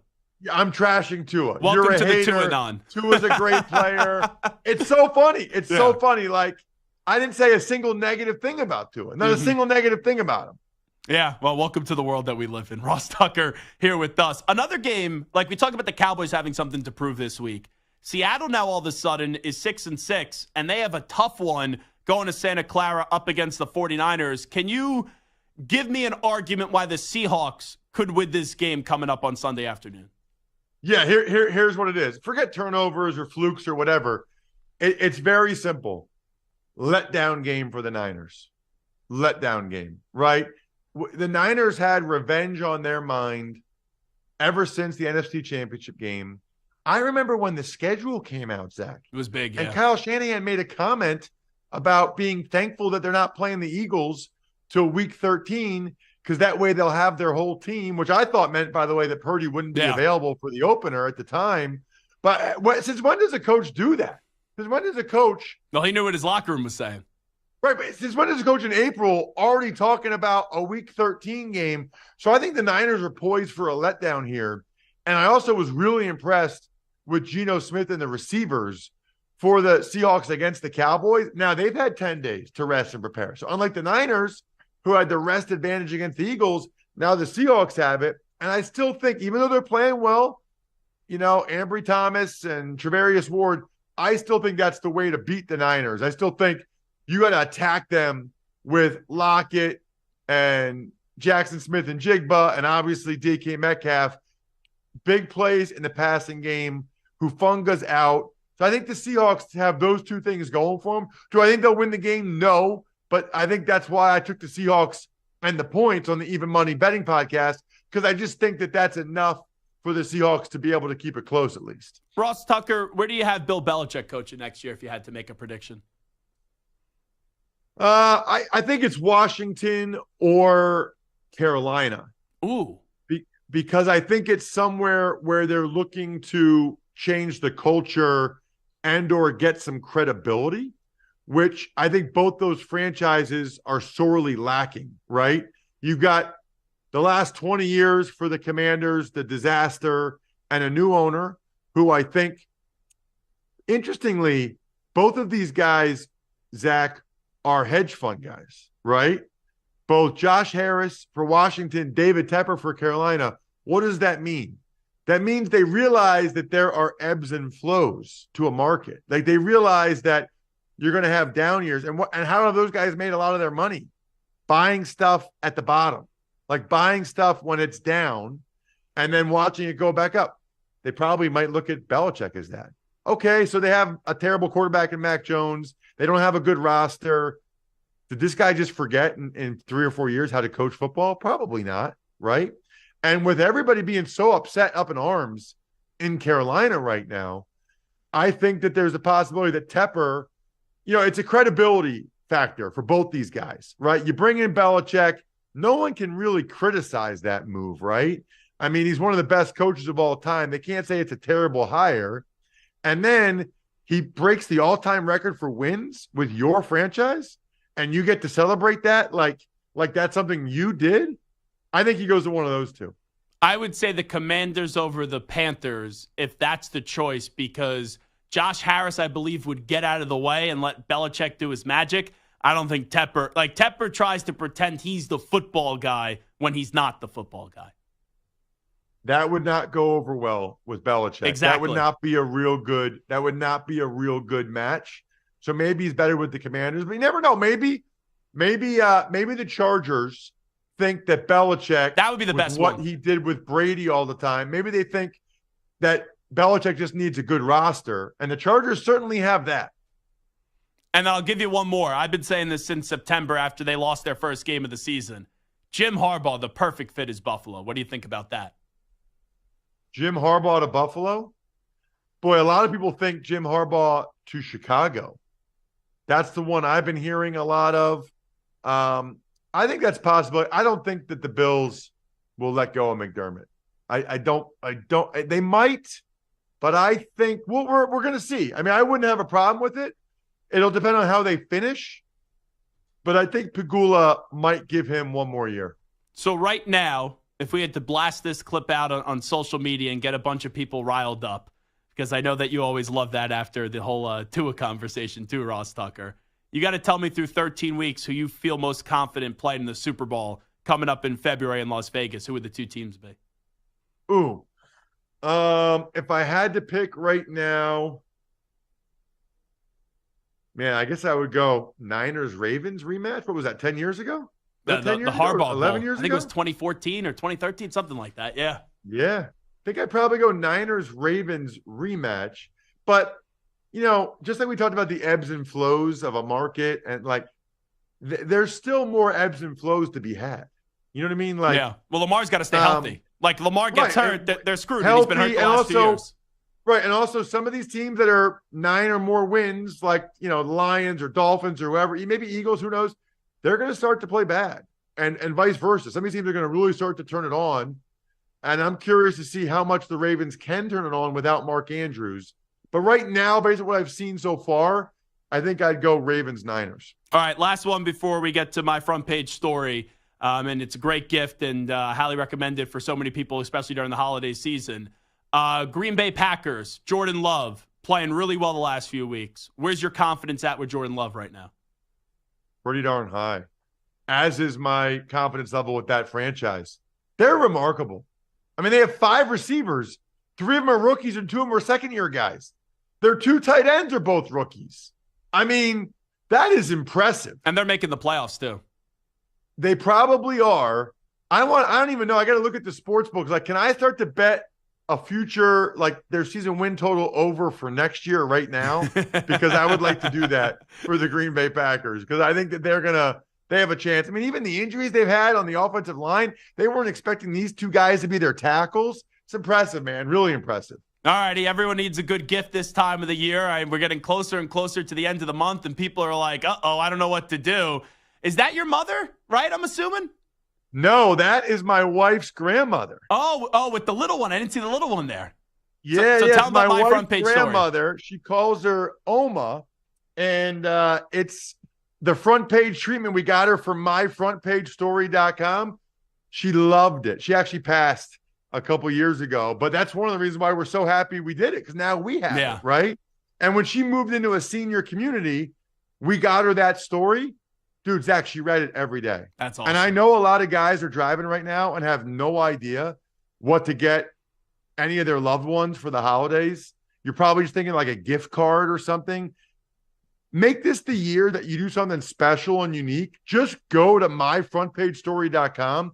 Check it out. Zach, you literally, while you're in the car, talk to a writer for 10 minutes. Tell them how great your wife is or your mom or your dad, whatever. They write this unbelievable story.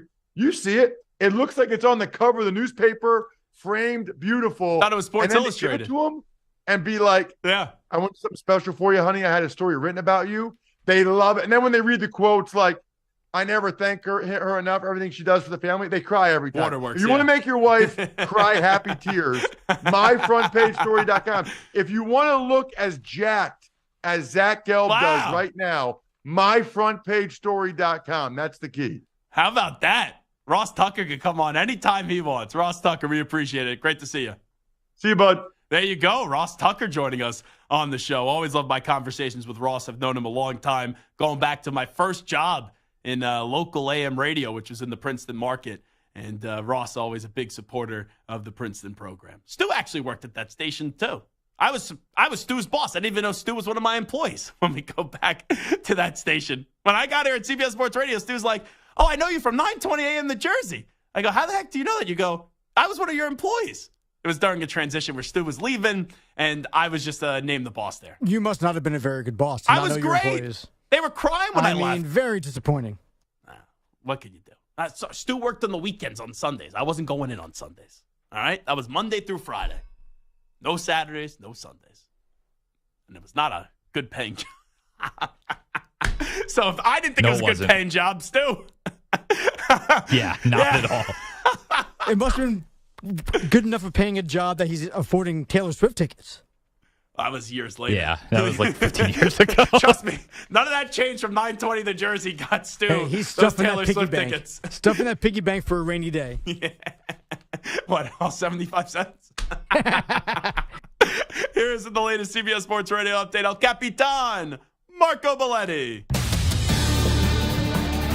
CBS Sports Radio. Sports Flash. How's Zach? The Bills expect Von Miller to play Sunday against the Chiefs back at the team facility following the alleged assault against a pregnant woman. GM Brandon Beane spoke about allowing Miller to return while the investigation is ongoing. You're never going to make 100% people happy. If we went the other way and said he can't play, there'd be people, upset about that too. So I wish I could sit here and make everyone happy, but I know that's not reality. Well, Miller's facing a charge of third-degree felony assault of a pregnant woman in which he faces 2 to 10 years in prison and a $10,000 fine. Cowboys head coach Mike McCarthy undergoing a procedure for appendicitis, expected to be released from the hospital today. Still coached the team for their big divisional game with the Eagles Sunday night. After 2 games on the bench, and despite reports he was reluctant to retake the starting role, Jets are turning back to Zach Wilson as the starter against the Texans on Sunday. Vikings, they're sticking with Josh Dobbs despite back-to-back losses and 6 turnovers. From baseball, Shohei Ohtani said to want a decision made about his future by the end of the weekend. Yankees and Padres reportedly very close to a deal to land Juan Soto in New York, and the Orioles reportedly get all-star closer Craig Kimbrell, 1 year, $13 million. I'm Marco Belletti. Have a Take, the Jim Rome Show. Weekday afternoons on CBS Sports Radio. CBS Sports Radio.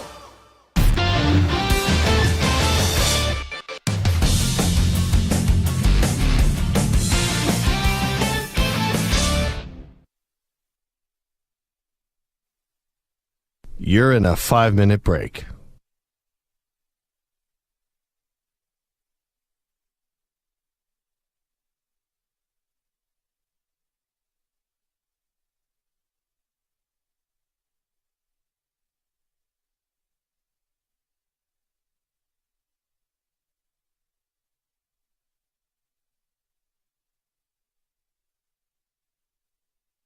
Four minutes, 30 seconds remaining.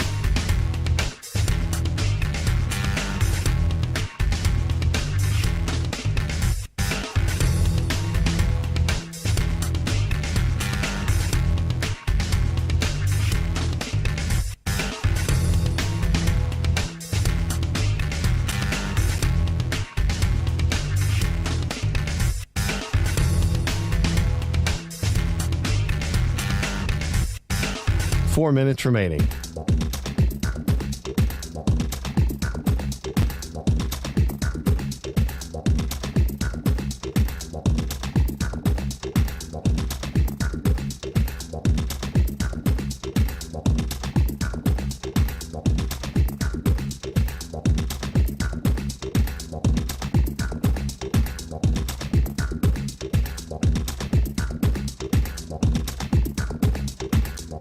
Three minutes, 30 seconds remaining.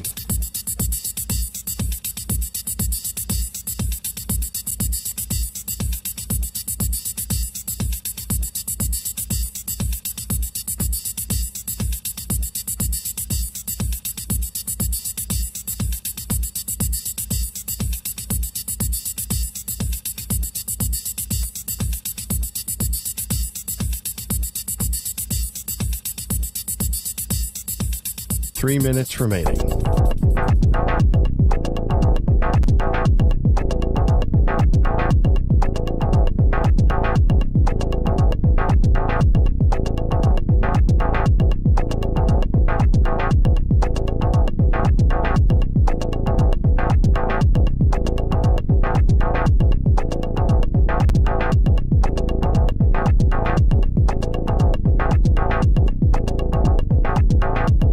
Two minutes, 30 seconds remaining.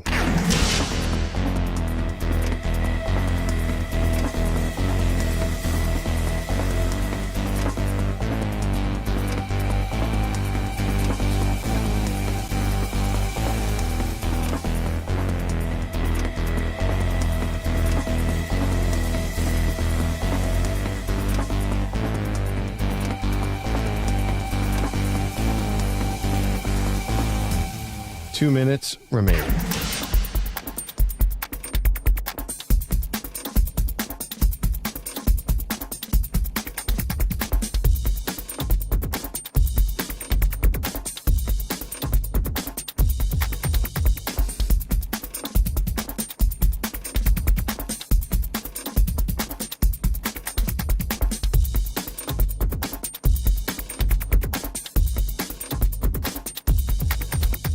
One minute, 30 seconds remaining.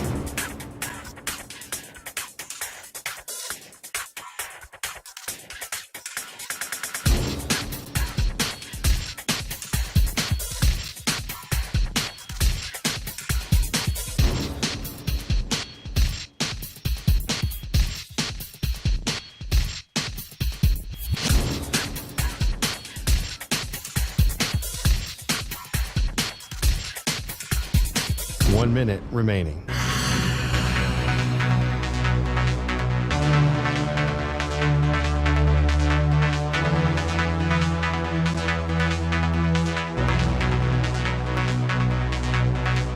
Forty-five seconds remaining.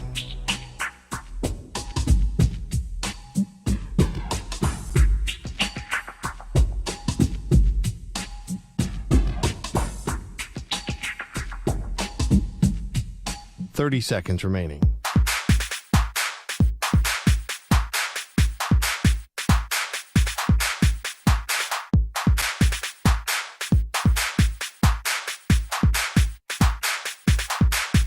Fifteen seconds.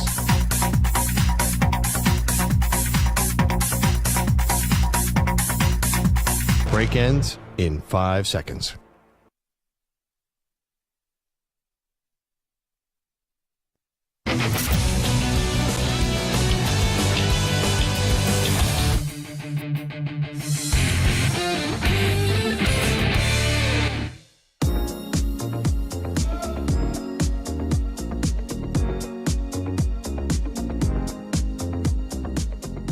The Zach Gelb Show is on the air across the nation on CBS Sports Radio. I don't buy that the Cowboys are this great football team. I think the Cowboys have a limitation of just getting to the second round of the playoffs. And the Eagles are better, the 49ers are better, and then also you do have the Detroit Lions who are better in the NFC. But if this comes into a second place conversation and those three teams go down, let's say, Cowboys are then that fourth best team in the NFC. Here's Zach Gelb. All right, it is Zach Gelb Show on CBS Sports Radio. So Stu, Samter, and I, we've known each other for a while, but now working together every day, you learn a little bit more about the people that you work with each and every day. I'm going to learn a lot about you guys here. Going on right now, and I stepped into the hallway during the break, and I heard all of these loud noises, and I heard like this raucous atmosphere. I'm like, what the heck's going on? And I go, oh, today's the company holiday party. Now, like, I remember when the company used to go to like these big places, and they used to do like these big events for the company holiday party. And I would be really mad right now if the company holiday party was going on during our show and it was at this big, like, ostentatious type of event. But now we just kind of do it here at our 345 Hudson Street studios. They have dinner, they have all these hors d'oeuvres, they have drinks, all that. So I believe the holiday party ends at 7 p.m. Eastern. So we get off the air at 6. Samter, you are the definition of a gregarious human being. There's no doubt about it. You going to go socialize with our confidants here and our coworkers? I may or may not have already partaken in many different fun activities while I was there. That justifies a lot of your crazy takes. You had a few pops before the show? No, I did not. I was trying to sound as buzzy as I could, but no, Gotcha. I have not yet. I might go in the break and grab some hors d'oeuvres and some snacks, but... You want to get us some?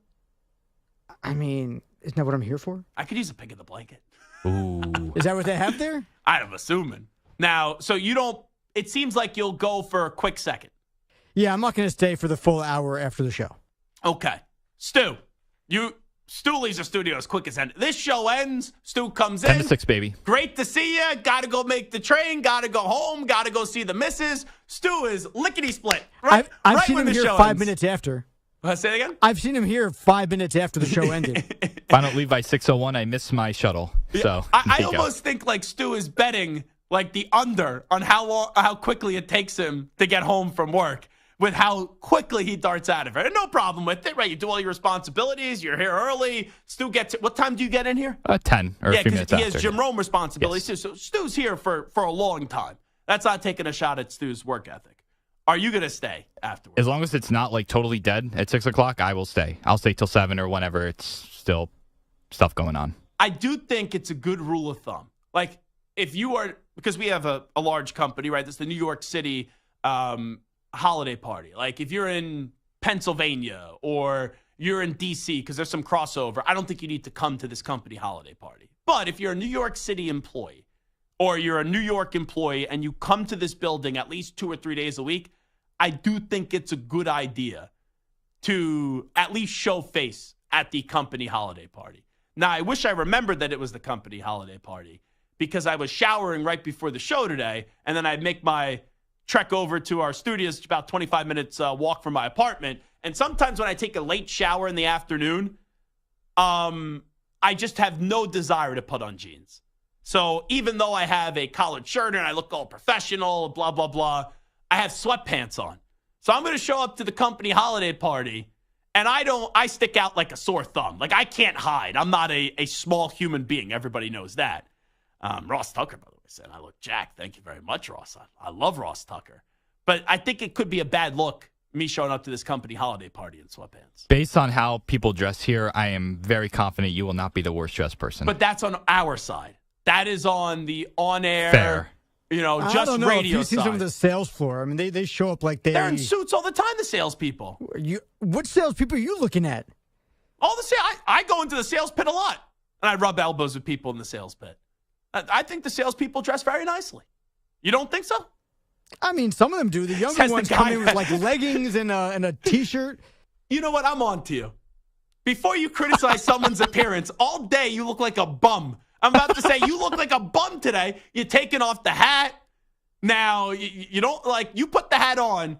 I don't think you could question anyone's appearance. Yeah, there you go. You look like you robbed the bank or you're a bum. Yeah, I'm not questioning their appearance. I'm just saying that you would be totally fine. And let's also be honest. I have an extra pair of pants in my locker. You can totally they're borrow going to fit. them. Yeah. They may fit my big toe. That's about it. 855-212-4CBS. Let me go to Dave in Chicago real quickly. Dave, what do you got? Oh, yeah, I see we're up against the clock, so I'll try and do this quick. First of all, it's the first time I've got to talk to you, but shout out to you. That was real classy when you called in on DA's last day. Oh, thank you. Yeah, I like DA. I love DA. Hardest working man in radio, and I see why afterwards. The way, you do the show and then the 8 hours on Sunday, you're like, mercy. But anyway, thank you, Dave. I'll try and do this as quick as I can. With the college football playoff, you made the argument about 4 makes it the regular season meaningful. But the problem is what they did this year just threw that out the window. They said now the regular season doesn't matter because we're going to do what we want anyway. So, and a week or so ago, you had Yogi Roth on. He's the only one who makes this point on how the ACC, ACC does it too, and the SEC especially, they do the one less conference game. So they played their extra game is the likes of UT Chattanooga, Jacksonville State, UConn, Georgia State, Florida International. You're trying to guarantee the conference an extra win, which puts everybody up in the polls, and then you can say, oh, look, we got these many ranked. Dave, I hate to cut you off. I'm up against it. I appreciate the kind words. Please call back, and I'll make sure to give you more time. It's a bad job out of me, but thanks so much for calling in. That's why I said go to 6. I'm okay with going 8, but no more than that, because then I think it adds too much of a soft landing spot for too many schools.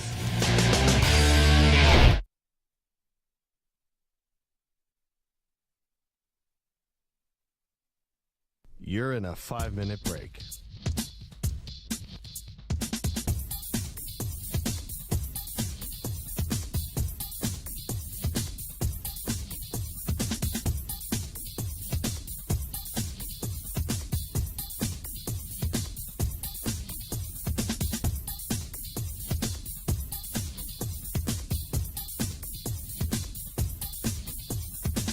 Four minutes, 30 seconds remaining.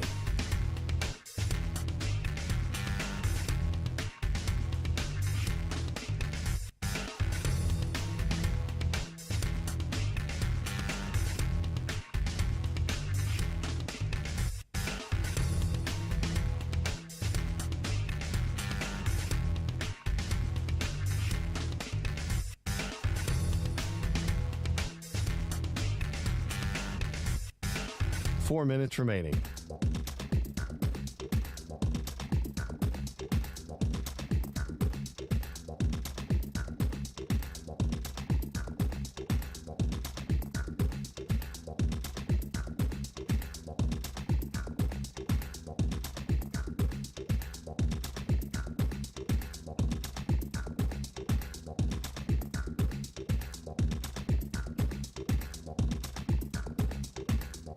Three minutes, 30 seconds remaining.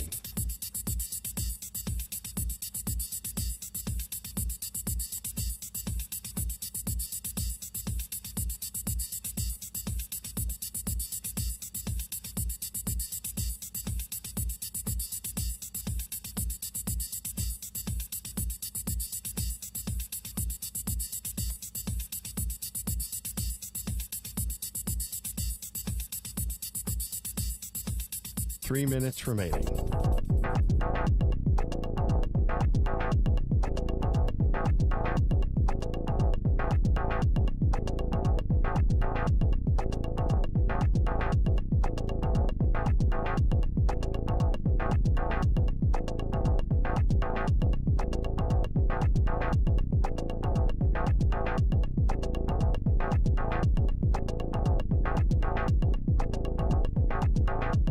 Two minutes, 30 seconds remaining.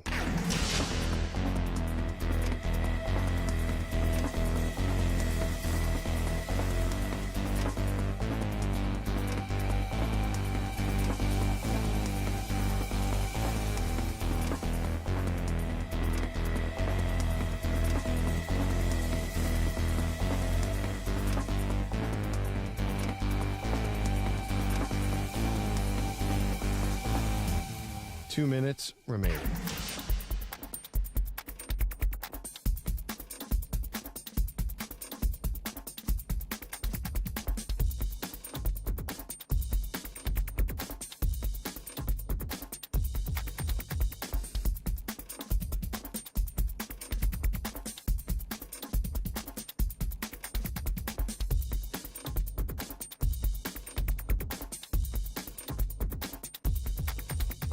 One minute, 30 seconds remaining.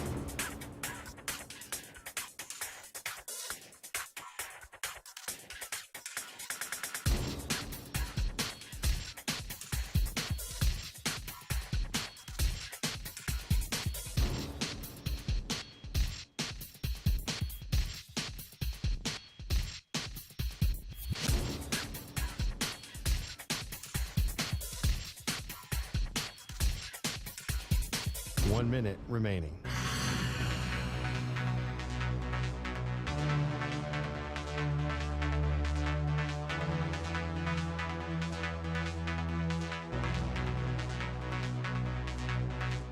Forty-five seconds remaining.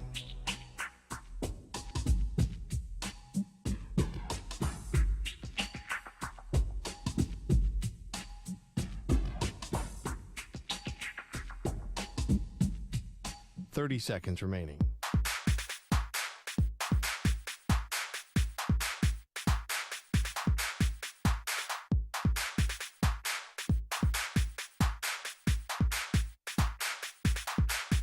Fifteen seconds.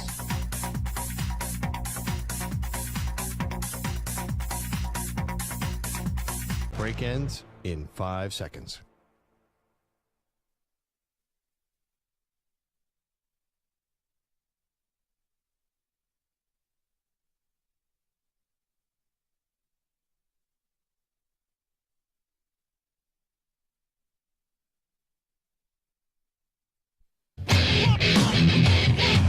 He's live.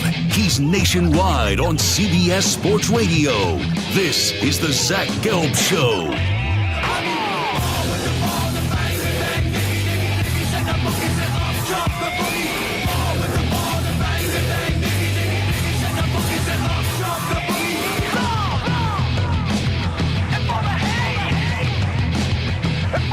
Here's your host, Zach Gelb. Yo, hour number 3 of our radio program. That's right, it is the Zach Gelb Show on CBS Sports Radio. Now, Stu, I don't see Samter. So Samter now has just brought back, there we go, my man, a plate of food. But we're going to learn a lot about Samter here. Is Samter a team player or is Samter selfish? That's what I'm wondering here, because Samter, during the break, goes out to the company holiday party. He comes back with a plate of food, and I only see one plate. Now, there's a lot on that plate. You kind of look like Vanna White modeling that. So did Samter be the good teammate? Nope. No? That's all Nope. for his fat That's all ass? for him, for sure. You know, I mean, I'll eat some of it. You're welcome to eat my What do you sloppy have on that seconds. plate? There's some shredded chicken. This is a family radio program. Be Yikes. careful there, buddy, all right? Little penne vodka, some mac and cheese. Can you put that back up for the camera one more time? Because it was kind of tough to see. So you got some penne alla vodka. What else? Penne vodka right here, a little bit of shredded chicken, a little bit of mac and cheese, some rice and cheese in the middle. Yeah. By the way, you really do look like that you were just at like a shelter or something when I see you holding up that plate and the way that you're dressed right now. You really do look homeless. Thank you, sir. May I have another? Come on. You don't bring us back anything. Stu is working here diligently, making sure that we stay on the air. I got two hands. I got a drink and I got food. You What got else a am I drink, doing? too? Yeah. You could have sacrificed the drink and got a plate for Stu and I to split. You could at least got me. You owe me dinner from a bet that you lost. All right, fine. I'll go get you dinner right now. Great. You could Cool. at least We're got good. me We're good. dinner. Awesome. Yeah, I'll go get you dinner. Well, I know that you're slimy. Samter. Extra penne alla vodka, please. I know he's slimy. Like, I predicted this to Stu when you weren't here on Monday. I said he's not going to make mention of it on Tuesday that you lost the bet because you thought Ohio State was going to get in the playoff over Texas. And this was while Texas was beating the snot out of Oklahoma State. So I don't know what you were doing Actually, on your technically, Saturday. it was before Texas. No, it was like 21-7 at that time. That's beating the snot out of them. 21-7 is not beating the snot. Now, the final score is beating the snot. So you were already making the case why Ohio State would get in over Texas. So I said to Stu on Monday, he's going to weasel his way out of the bet. Like even Brian in the chat and Mendoza, some of these guys, they were like, oh, he's not going to pay up on this bet. And I said to Stu, let's not make mention of it on Tuesday. We'll learn a lot about Samter. And then maybe we'll bring it up on either Wednesday or Thursday. And today's Wednesday.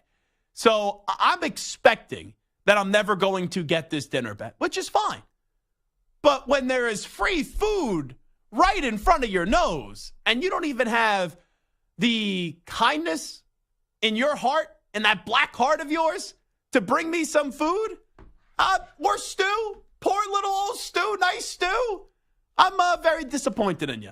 Extremely disappointed. Did you or did you not say that you were going out there after the show and hanging out for an hour until the thing was over? There will be food and drinks there as well. Do you want to be filling your face with mac and cheese and pulled chicken in while private, you're on the air? Yes. On the air? In private, yes. Have a plate sitting there while you're wafting those smells on camera, waiting for the next break in 15 minutes?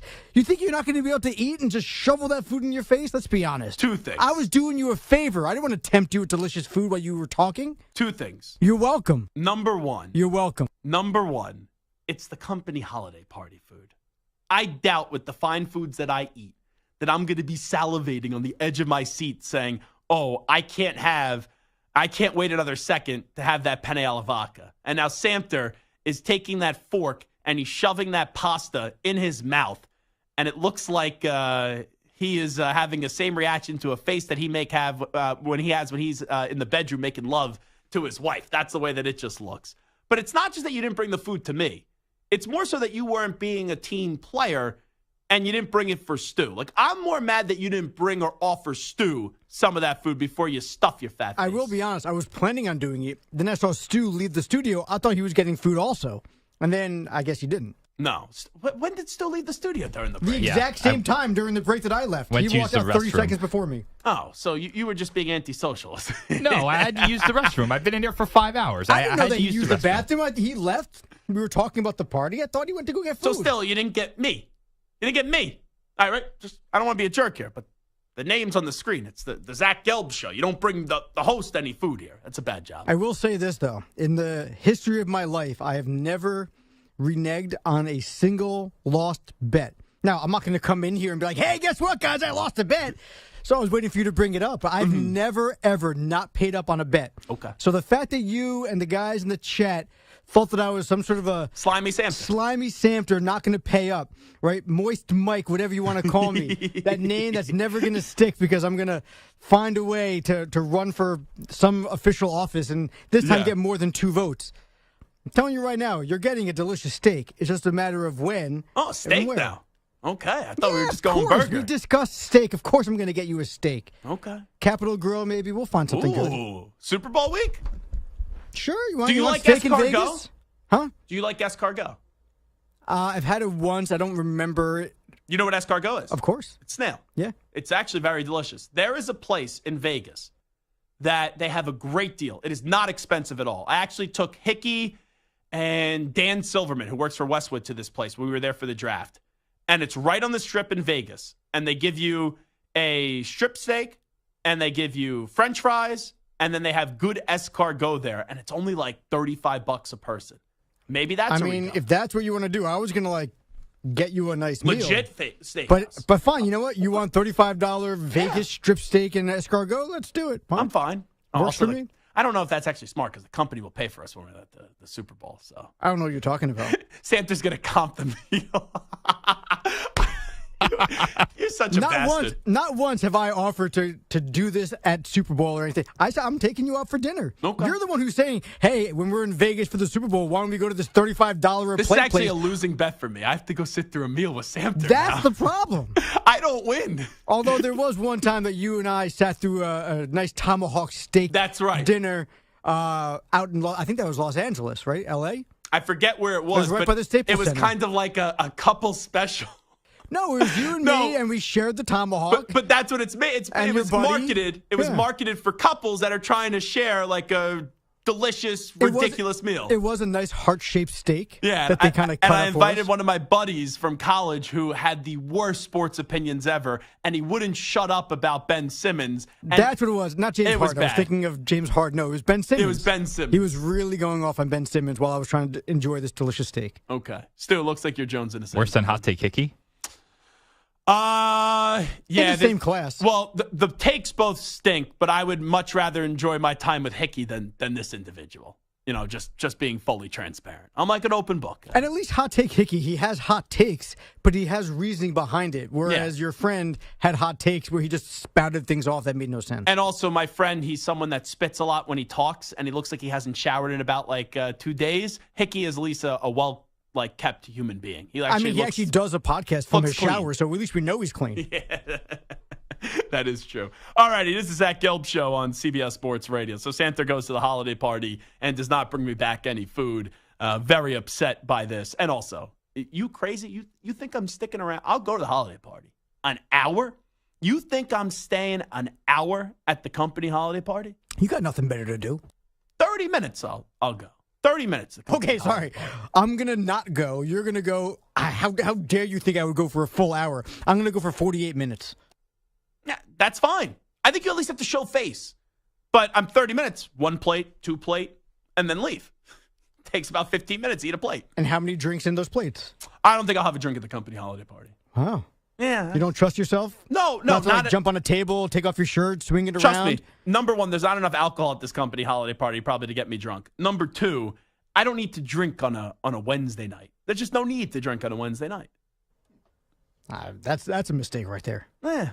I don't need to drink on a Wednesday. There's nothing to gain for me from drinking at this company. Put a bottle in front of me, and it doesn't matter what day of the week it is. It's going down to the gullet. Once again, you have a bottle in that hand today, you'd really fit into this homeless person. You got a plate of food. I know my Halloween costume next year at least. Yeah, very easy.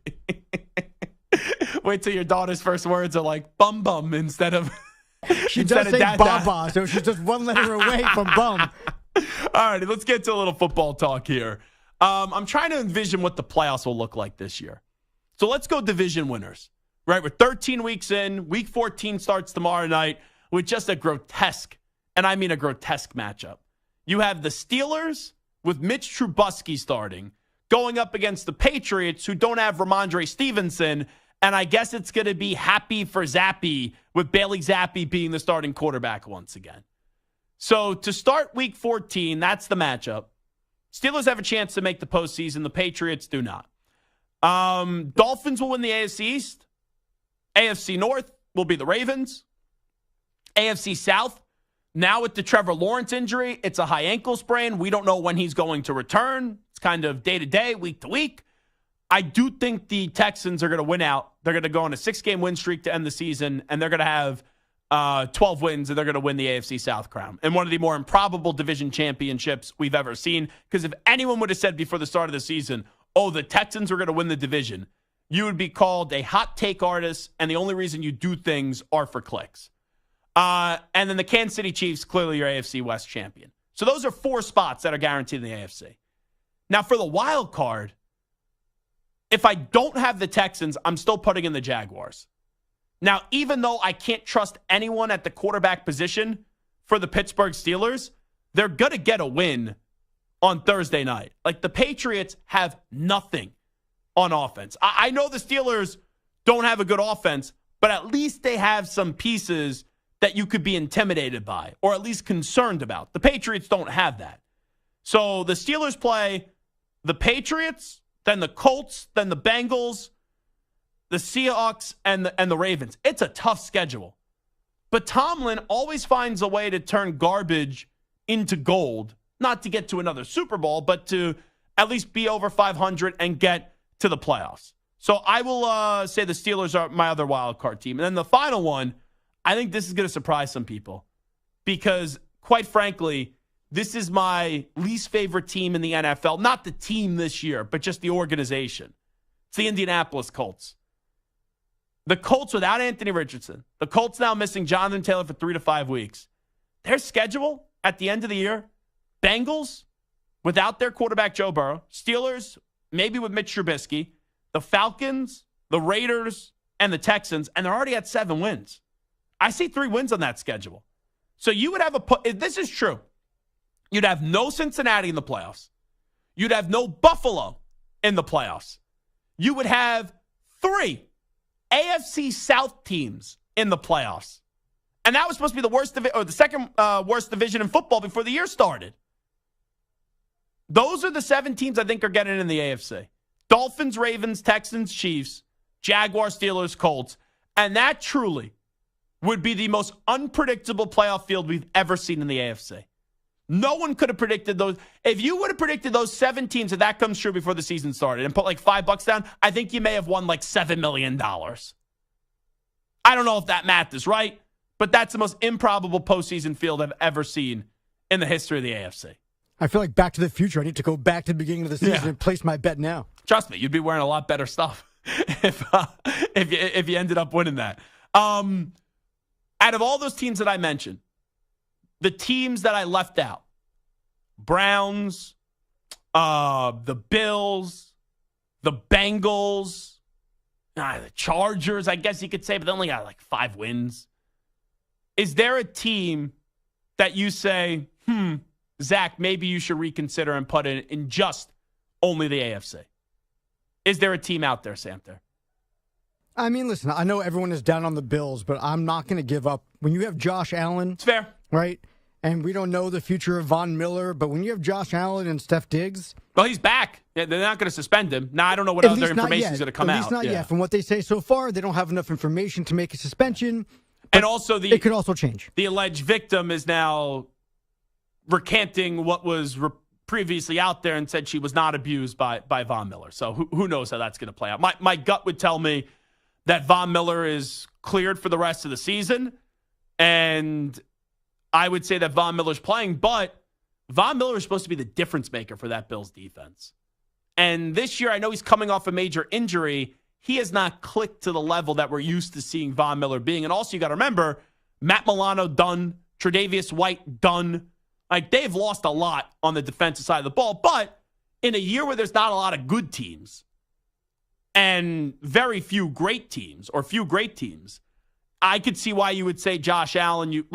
If 2 of my wild card teams out of the 3 are the Steelers with no quarterback and the Colts, with Gardner Minshew's actually playing well, I could see why you would make the case for Josh Allen just based on his abilities, because even in that loss up against Philadelphia, there are some moments in the game where you're like, this dude's just Superman. And listen, at the end of the day, Chiefs, Cowboys, Dolphins still remaining on the Bills schedule. So, like, that might tough hurt. Schedule. Tough schedule. The other team that you didn't even mention them as, like, one of the teams that we're leaving out is the Denver Broncos. I know they lost last week, but they were riding it's a good one. You're right. Riding a 5-game win streak. Here's the remaining schedule. Chargers, Lions, tough game. Mm-hmm. Pats, blah. Yeah. Chargers again, and then Vegas. I mean, they could win 3 or 4 of those games right there. That's fair. That's 9 or 10 wins easy right there. Not easy, but very reasonable for the Denver Broncos. You are right. I should have mentioned the Broncos before the Chargers. Let's see what happens on Sunday. I don't know why. During this 5-game win streak for the Broncos, I was giving them praise, but I wasn't. And maybe this is just who I am and how I'm built as a human being. Because I say this 9,000 times during a show that we live in this society where if you're good, everyone calls you great. During that 5-game win streak, everyone was ready to go down the Broncos slide and declare the Denver Broncos are back. I like what I'm seeing out of Russ and Coach Payton, but it's only, okay, I want to see one more. Like, the next year out of Russ is going to be the year that they'll either take off or not. Like, this year, I still think there will be limitations, and that's why that Texans game was so big to me, where you see them throw 3 interceptions and still had a chance to win the game. It's because even though right now I'd put more stock and place more stock on C.J. Stroud and DeMeco Ryans, they are in their first season as a head coach and a quarterback in the NFL. And there's a lot more experience for the Broncos. And for me to say, okay, I'm taking the Broncos a lot more seriously and actually think they're going to be a threat, they needed to win that game against a good team that doesn't have the experience, and they weren't able to do so. So that's why it's like I'm still 50-50. I'm still mixing the Broncos. But to your point, the schedule plays a factor into it outside of those 2 tough games. And then also, like, 10, you should be good. 9, it's going to be a tiebreaker. You know, we're starting to see in the AFC, we thought this was going to be this great conference this year. And then Burrow done for the season. Rodgers done for the season. Watson done for the season. The Steelers don't have a quarterback. The Chargers have plummeted.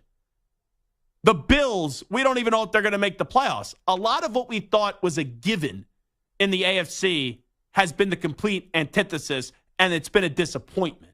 And it happens every year. There's a storyline in the offseason that everyone pushes. A few years ago, it was, the AFC West is by far, it's going to be the best division in football of all time. And this year was, the AFC is loaded. The AFC is loaded. I think there's more better teams right now in the NFC, teams that I'm more fearful in the NFC than the AFC. And I would not have said that before the start of the season. I would not have said that 4 or 5 weeks ago. But you look at the NFC right now, they have the 49ers, the Eagles, the Lions, the Cowboys. Like, those 4 teams compared to the AFC's top 4, I would think that the NFC has a better shot of winning the Super Bowl, because I still think the creme de la creme in the AFC would be the Chiefs, in most people's opinion. They had not played a great offensive game outside of Chicago and the second half up against the Raiders. You're going to tell me it's the Dolphins? They can't beat a big-time opponent. The Ravens, as much as I think the Ravens are going to the Super Bowl this year, last 2 years, Lamar Jackson has been hurt. Lamar gets hurt, their season's done. They're not going to the Super Bowl without Lamar Jackson. So the NFC has been a better product than the AFC this year. Now, when I get to the NFC, Eagles making the playoffs, and NFC East champ, big bold claim. Could be different, though, if the Cowboys win this weekend. Lions, NFC North. Falcons were my pick before the year, NFC South, and the 49ers winning the NFC West. My wild card teams in the NFC, I think this will... These 3 teams, I have opened up more on 2 of these teams throughout the year. I'm going to go with the Packers, Vikings, and Rams. The Seahawks, losing a tough one to the Cowboys. They are now at 6-6 on the season. They play the 49ers coming up this week. Probably another loss. Like, that's just a brutal break in the schedule. And they're going to be a football team that goes to 6-7 after this weekend. So I'm starting to even though I think they have a really good team, I'm starting to get concerned with the Seahawks. And then after the 49ers, they play the Eagles. Like, just a brutal stretch of their schedule. That's why losing that Cowboys game where they had opportunities to go win it is really tough. But I like the Packers, the Vikings, and the Rams to make the playoffs in the NFC. Packers, I think, are starting to become a really strong team. The Vikings, they're getting Jefferson back, but Josh Dobbs now starting to concern me. And the Rams are the quietest 6-6 team I've ever heard of. Right? They don't have a lot of sexy names. Like, yeah, you have Donald. Yeah, you have Stafford. Yeah, you got Cooper Kupp. Puka Nacua has been a very nice addition to the NFL. But outside of that, can anyone name any other players on the LA Rams? It's tough. It really is tough to do so. So, I do think the Rams, because of who their quarterback is and their two receivers are going to make the playoffs. And the team that I'm most surprised I didn't put in when I did this exercise were the Seattle Seahawks. All right, it is Zach Gelb Show on CBS Sports Radio, 855-212-4CBS, 855-212-4227. We'll take a break and we'll come on back. We'll update you on some of the biggest stories in the world of sports with some audio. And we call that segment the News Brief. You're in a 5-minute break.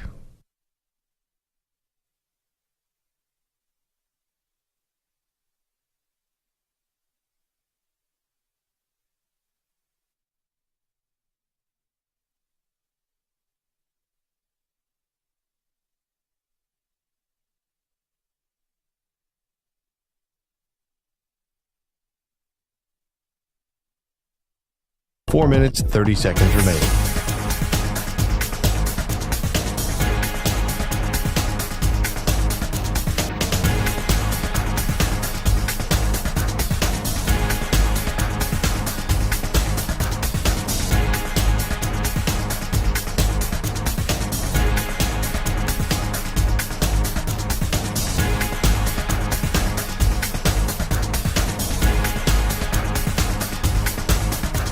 Four minutes remaining.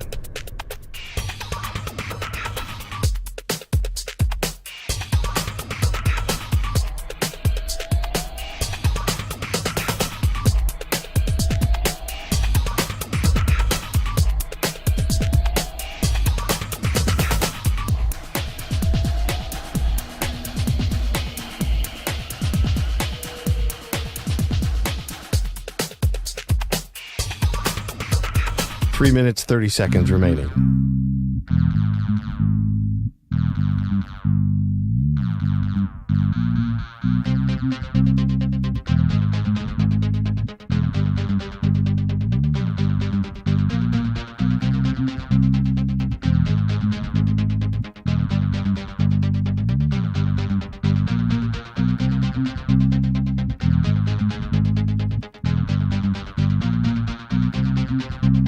Three minutes remaining.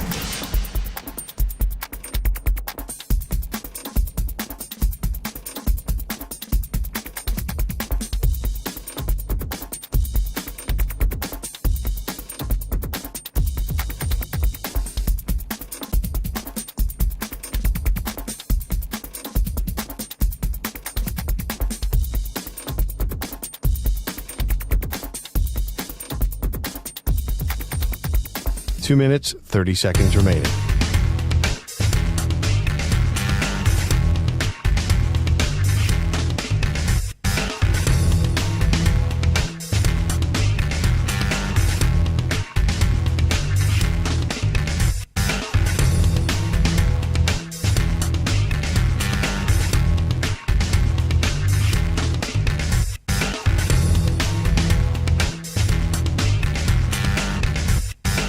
Two minutes remaining.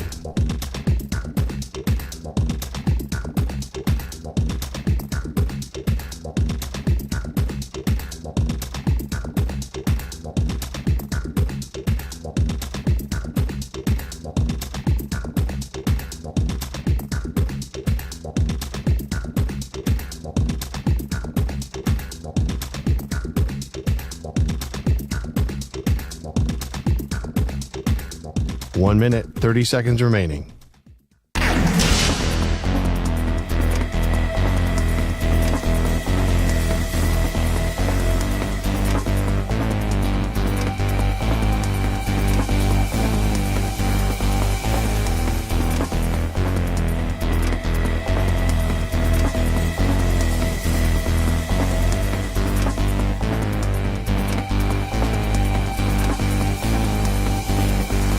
One minute remaining.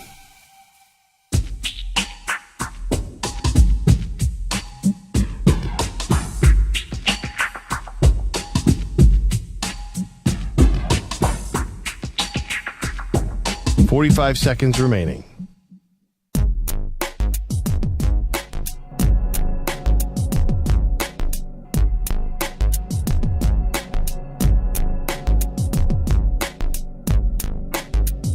Thirty seconds remaining.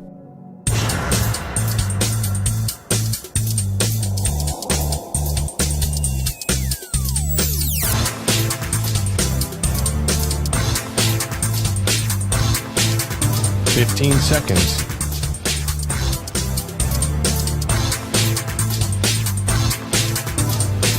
Break ends in 5 seconds.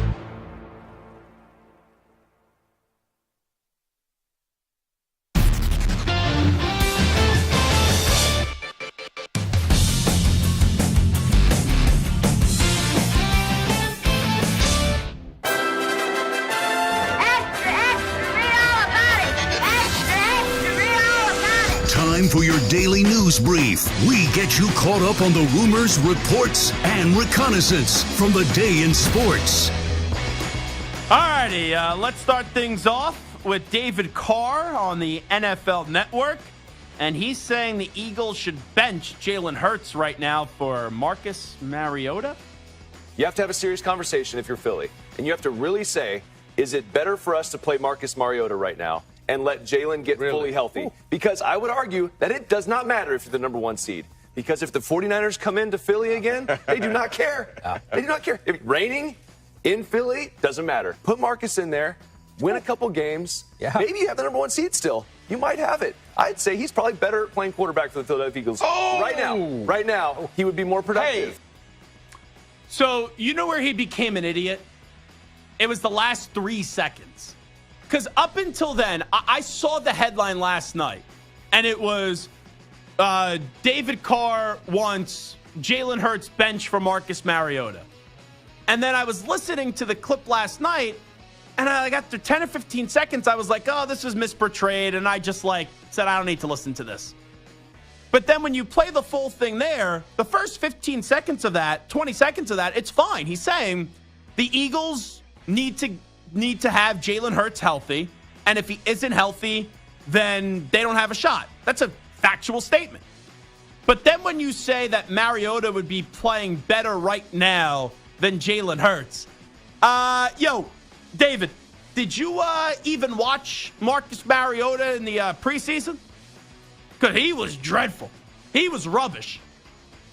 And Marcus Mariota is what? A backup quarterback now who failed in the pros and also last year quit on his team.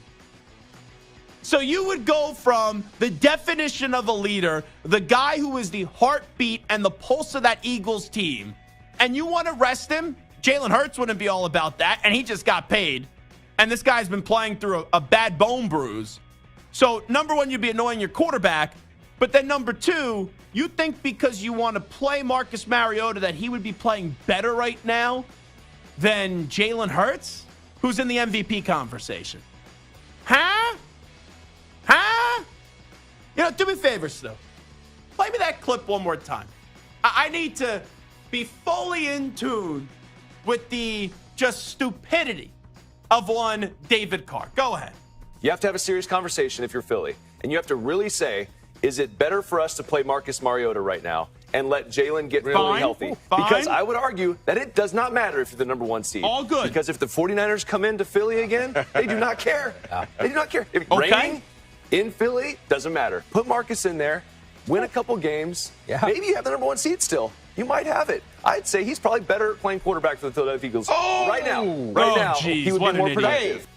What an idiot. So he thinks Mariota would come in and give the Eagles a better chance. That's what he's saying. And you would also want Jalen Hurts healthy. Well, then why would you go back to Jalen Hurts? That's one of the dumbest things I've ever heard. And you know what even makes it more just stupid? And it just makes it so flat out dumb? It's that if anyone ever got on the radio and said about David Carr's brother, Derek Carr, that the Saints should bench Derek Carr to get him healthier, right? Derek Carr's dealing with an injury right now, and they should play Jameis Winston, and Jameis Winston right now is playing better than Derek Carr. Stu, you know how sensitive the Carr family is, how they block everybody on social media. David Carr would be would be advocating for a smear campaign against my great name. Hey, 1,000% would right now. That's what makes this take even more nuts. Yeah, it'd be the end of the world if someone said it about Derek. 100%. I would say that everyone would say I'm just a clickbait talk show host, someone that's just trying to make a name for himself, and I'm a bloviating jackass. Some of those things may be true. But that's what David Carr would be saying. There are dumb takes, and then there's that David Carr level of a dumb take. That is just the dumbest thing I've ever heard. It is funny that Stu said those exact words about you a few minutes ago. Oh, yeah? So, yeah. You should have heard what he said when you didn't bring him back a plate of food from the company holiday party. Let's go to Diana Rossini. She had the report, longtime NFL reporter, now working at The Athletic, that Zach Wilson has made it clear that he doesn't want to play for the Jets again. If asked to be the starter again, now we know Zach Wilson is going to be starting for the Jets this weekend. But here is Diana Rossini on ESPN New York on the Jets denying her Zach Wilson story. Yeah, I think the Jets have to go out there and deny it, although they didn't actually really deny the accuracy of the story. It was just more their issue with the leaks that are coming out. Yeah. And I think right now everyone's trying their best to try to figure out, what was it, a player? Was it a coach? Was it a trainer? I can just tell you that it was multiple people that are very aware, because the entire building has been aware of this for over a week now, that Zach Wilson has had reluctance to wanting to go back in there. He's expressed it openly. All righty, let's play a game. Who's the rat? Samter, who is the leak here? Who do you think is the rat when it comes to the Jets having this information out there that Zach Wilson at first was reluctant to play?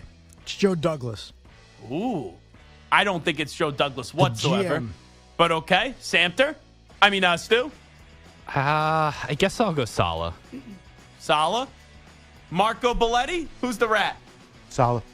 You think it's Saleh? He hates him. That is clear. And I don't think it's Joe Douglas, because the only reason why Zach Wilson's still on the roster, the two, is Aaron Rodgers and Joe Douglas. I heard Greg Giannotti make a point. It was kind of the point I made yesterday, where I said I thought it was Tim Boyle, and then Tim Boyle got cut yesterday in front of Aaron Rodgers, and Rodgers goes on McAfee, says how annoyed he is that someone's leaking this out. It's an organizational problem. At first I would have thought it was a member of the coaching staff like you guys, but then Gio said maybe it was Tim Boyle's agent who wanted this story out there, because Tim's like, I should get the starting job back even though I'm not playing well, but in his mind, he still thinks he's good and he could play, and this guy Zach Wilson doesn't even want it, and maybe the agent thought, let me get it out there that Zach Wilson doesn't want to play, then they'll just cut him or they'll suspend him, and then they'll have to go back to my guy because he's one of the few guys that are actually in the building.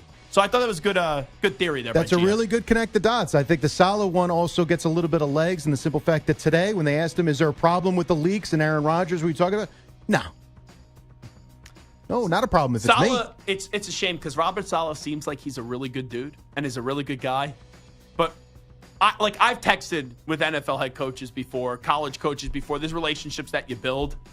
But when you have Joe Beningo, and we all love Joe around here, giving his 8-step plan how to fix the Jets to the coach, and the coach is still responding to him, I wouldn't have the cojones to some of the coaches I speak to say, we have conversations about what's not working out with their team, but hey, the person that doesn't coach football, here is maybe a suggestion, but an 8-step plan? Yeah. No. That shows Saleh's not made for New York. I don't think he's going anywhere, but yeah. Well, because Rodgers is going to want him back.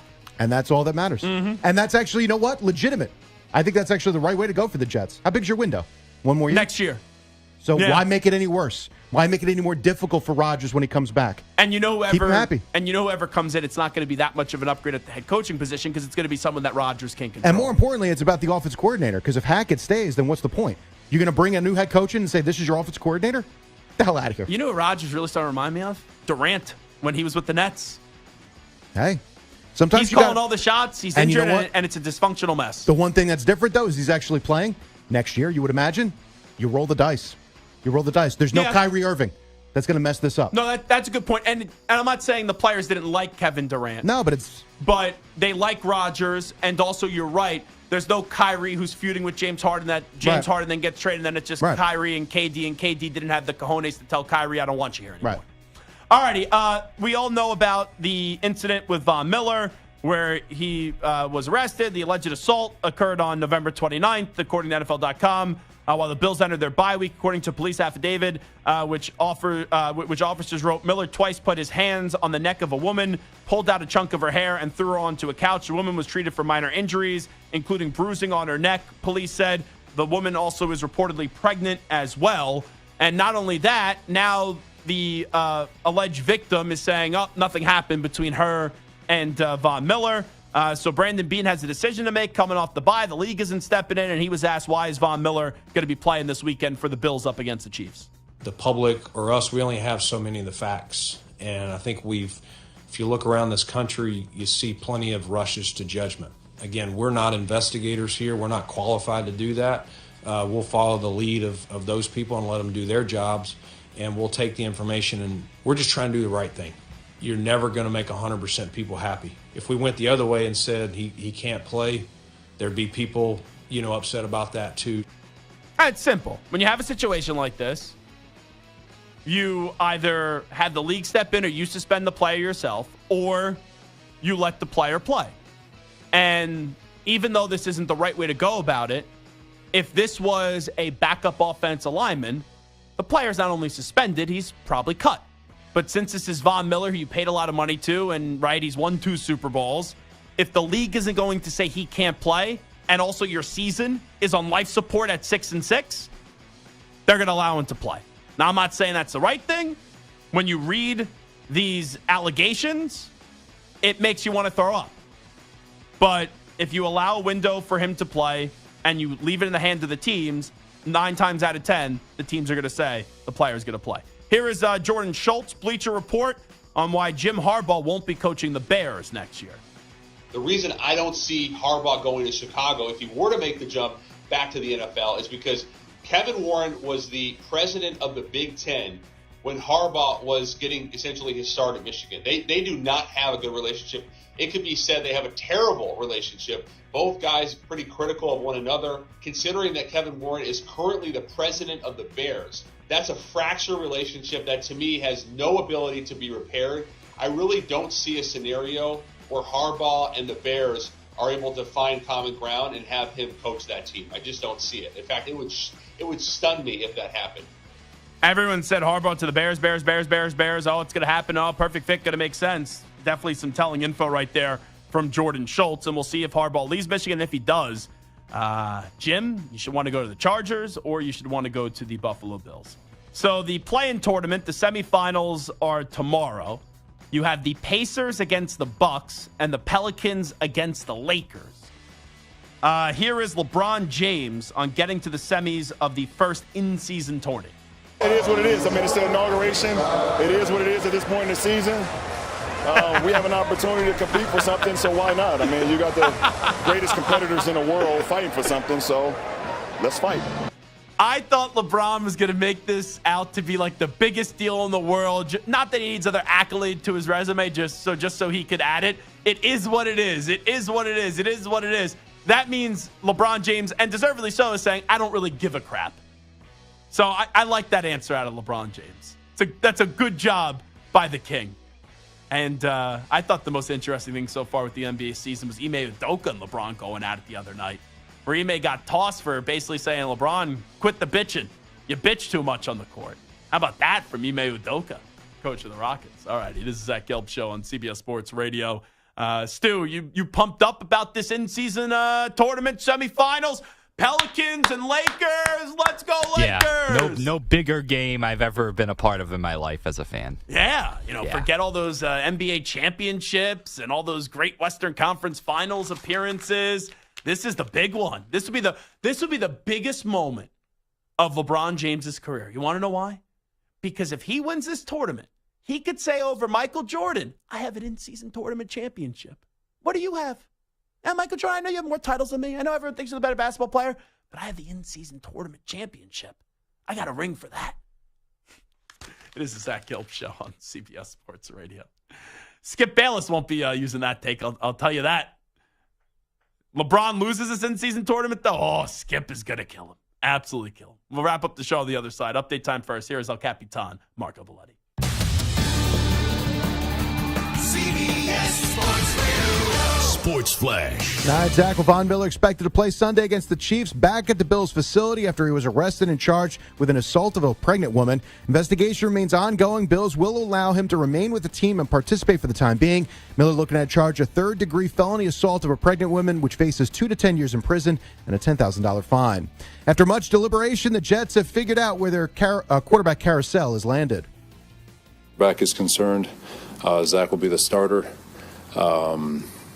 Trevor will be the backup, and then Rip will be the third emergency. Head coach Robert Salas with Zach Wilson reinserted into the starting lineup. Trevor Siemian, newly acquired Brett Rippon will back him up. Jets host the Texans Sunday. Vikings are going to stick with Josh Dobbs despite the rash of turnovers the last 2 games, both losses and 6 turnovers. Cowboys head coach Mike McCarthy undergoing a procedure for appendicitis. Expected to be released from the hospital today. Expected to coach Sunday against the Eagles. Winter meetings coming to a close. Yankees said to be on the verge of landing Juan Soto from the Padres in exchange for 4 arms and a catcher. Orioles reportedly bringing in all-star closer Craig Kimbrell, 1 year, $13 million. I'm Marco Belletti. Jim Rome here. Coming up Thursday in the Jungle, a conversation with T-Wolves head coach Chris Finch and another edition of What's Your Beef. See you Thursday, 12 noon Eastern, 9 Pacific. CBS Sports Radio.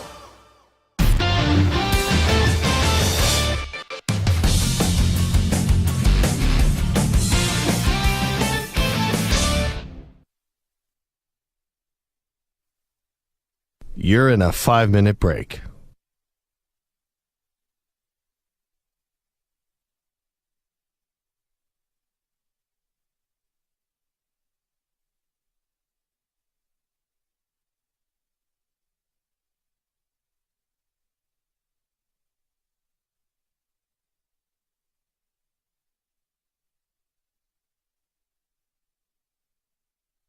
Four minutes, 30 seconds remaining.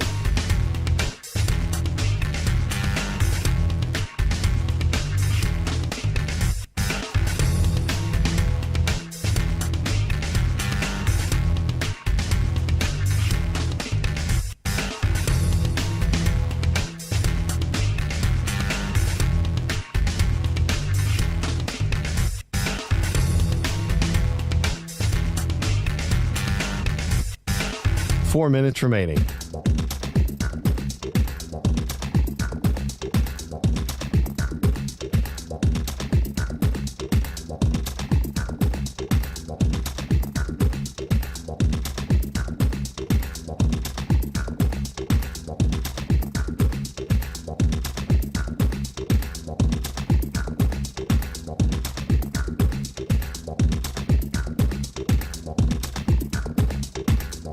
Three minutes, 30 seconds remaining.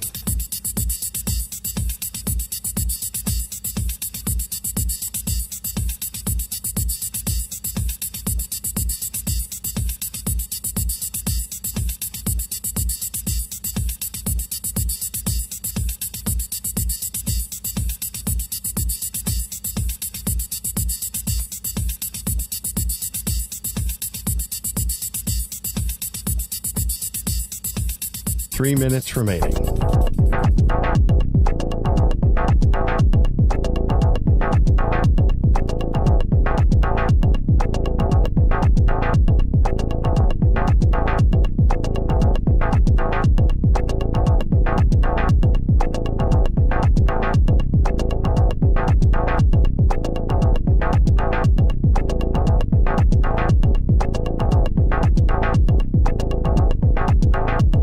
Two minutes, 30 seconds remaining.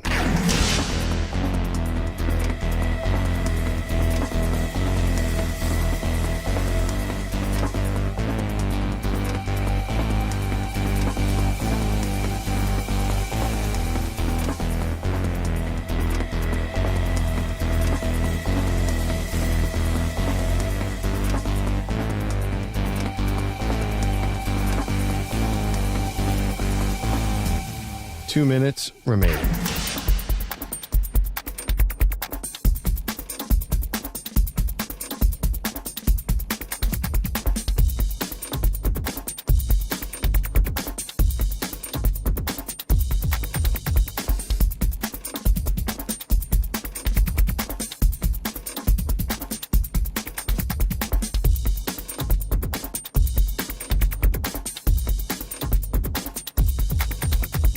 1 minute, 30 seconds remaining.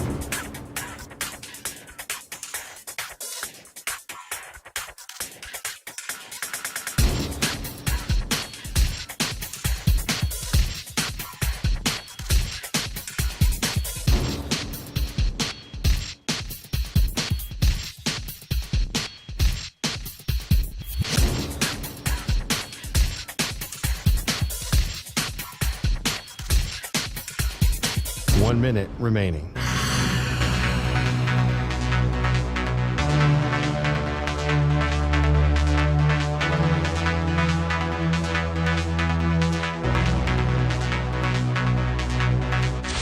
Five seconds remaining.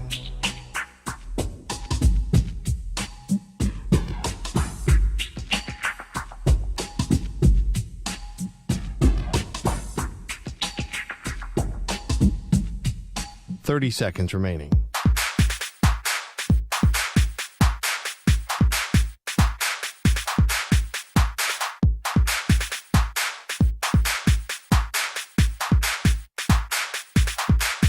Fifteen seconds.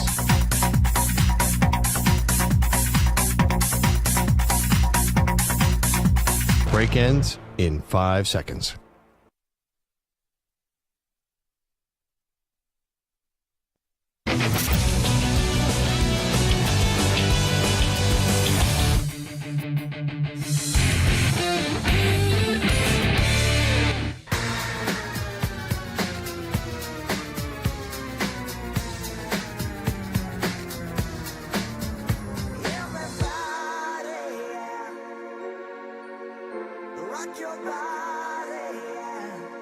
Hey, this is Howie. And this is Nick from the Backstreet Boys. And you're listening to the Zach Gelb Show on CBS Sports Radio. And guess what? Zach is back. All right. He's live. He's nationwide on CBS Sports Radio. This is the Zach Gelb Show. All right, it is the Zach Gelb Show on CBS Sports Radio. It's time to answer Ask the Pros question of the day, and it's brought to you by O'Reilly Auto Parts. Alvin in Queens says, Zach, is Zach Wilson the worst quarterback in the NFL? You can submit a question by tweeting at CBS Sports Radio, at Nagy and Pearl, or at Zach Gelb, excuse me. Old read, I guess, that they threw in here. Using the hashtag Ask the Pros. Thank O'Reilly Auto Parts for all your car care needs. Get guaranteed low prices and excellent customer service from the professional parts people at O'Reilly Auto Parts. O'Reilly Auto Parts. I'm Ron Burgundy. I just you gave me a script today, and it had the old show name in here. So yeah, you put the thing in front of me, I'm gonna read it the wrong way. I'm like, at Maggie and Pearl, what the heck is going on out there? Yeah, Zach Wilson's the worst quarterback in the NFL. Out of all the guys starting this weekend, he's going to be the worst quarterback in football. And here's why. Like, there are some guys that are in the same conversation, right? There are guys that are, like, just as bad as Zach Wilson. But I don't know if their teammates are saying, ugh, like, we all have to now go back and do battle with Zach Wilson. And we could talk about how Zach Wilson has matured and all that stuff in the last year.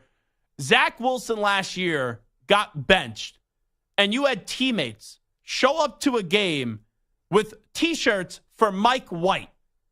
And now all of a sudden, Zach Wilson, who was not supposed to be the guy this year, Aaron Rodgers comes in, gets hurt 4 plays into the season. Then Zach Wilson is the guy. Then everyone's saying bench Zach Wilson because he stinks. And you go to Tim Boyle, Trevor Siemian, and now you're bringing in Rippon as well. And now you have to go back to Zach. The entire team knows that, yes, Zach is your best option, but you have nowhere to go with Zach.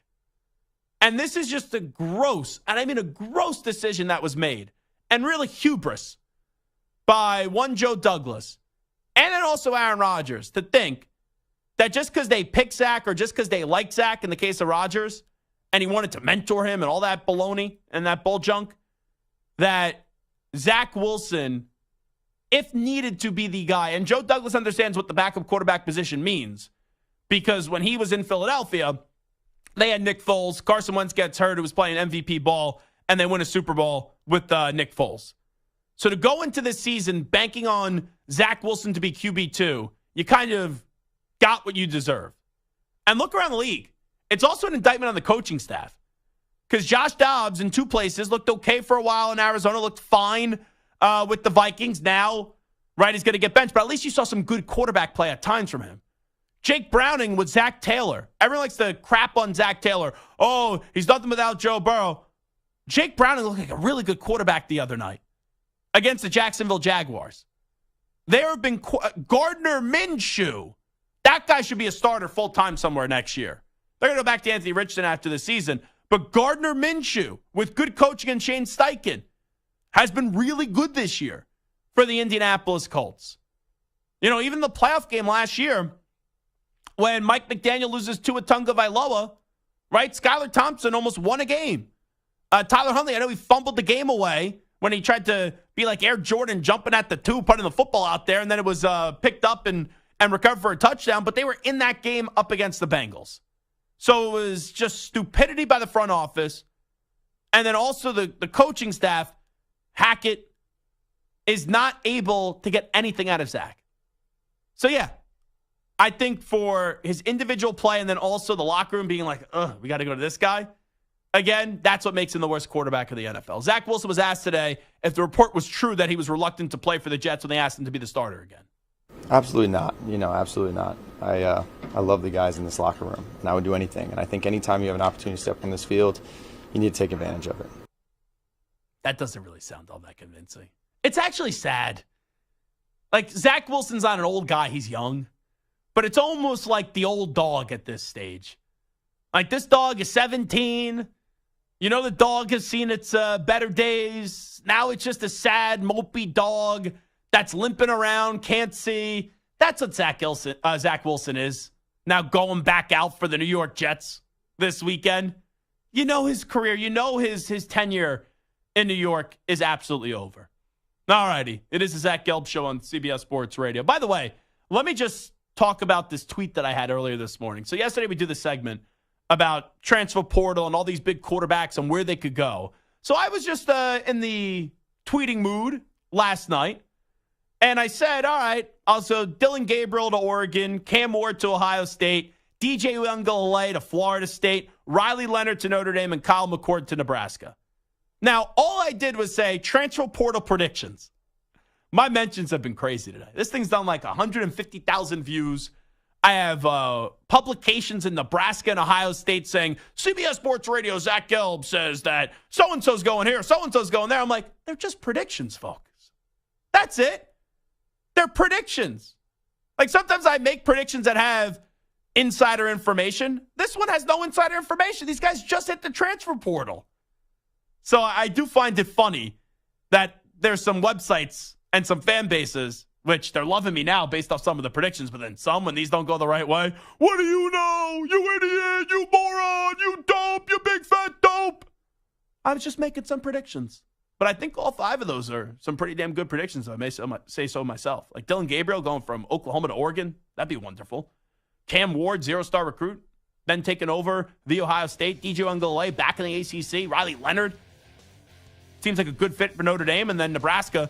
Oh, anyone they bring in. Can't be worse than what they had at the quarterback position, the 3 guys that they were trying out at times this year. All righty, that's the Zach Gelb Show on CBS Sports Radio. I'll go get a plate of food at the company holiday party. Rub elbows, say hello to people, kiss babies. And we'll be back tomorrow at 3 p.m. Eastern, noon Pacific. Have a great night, everybody. We out. Bye-bye. Peace.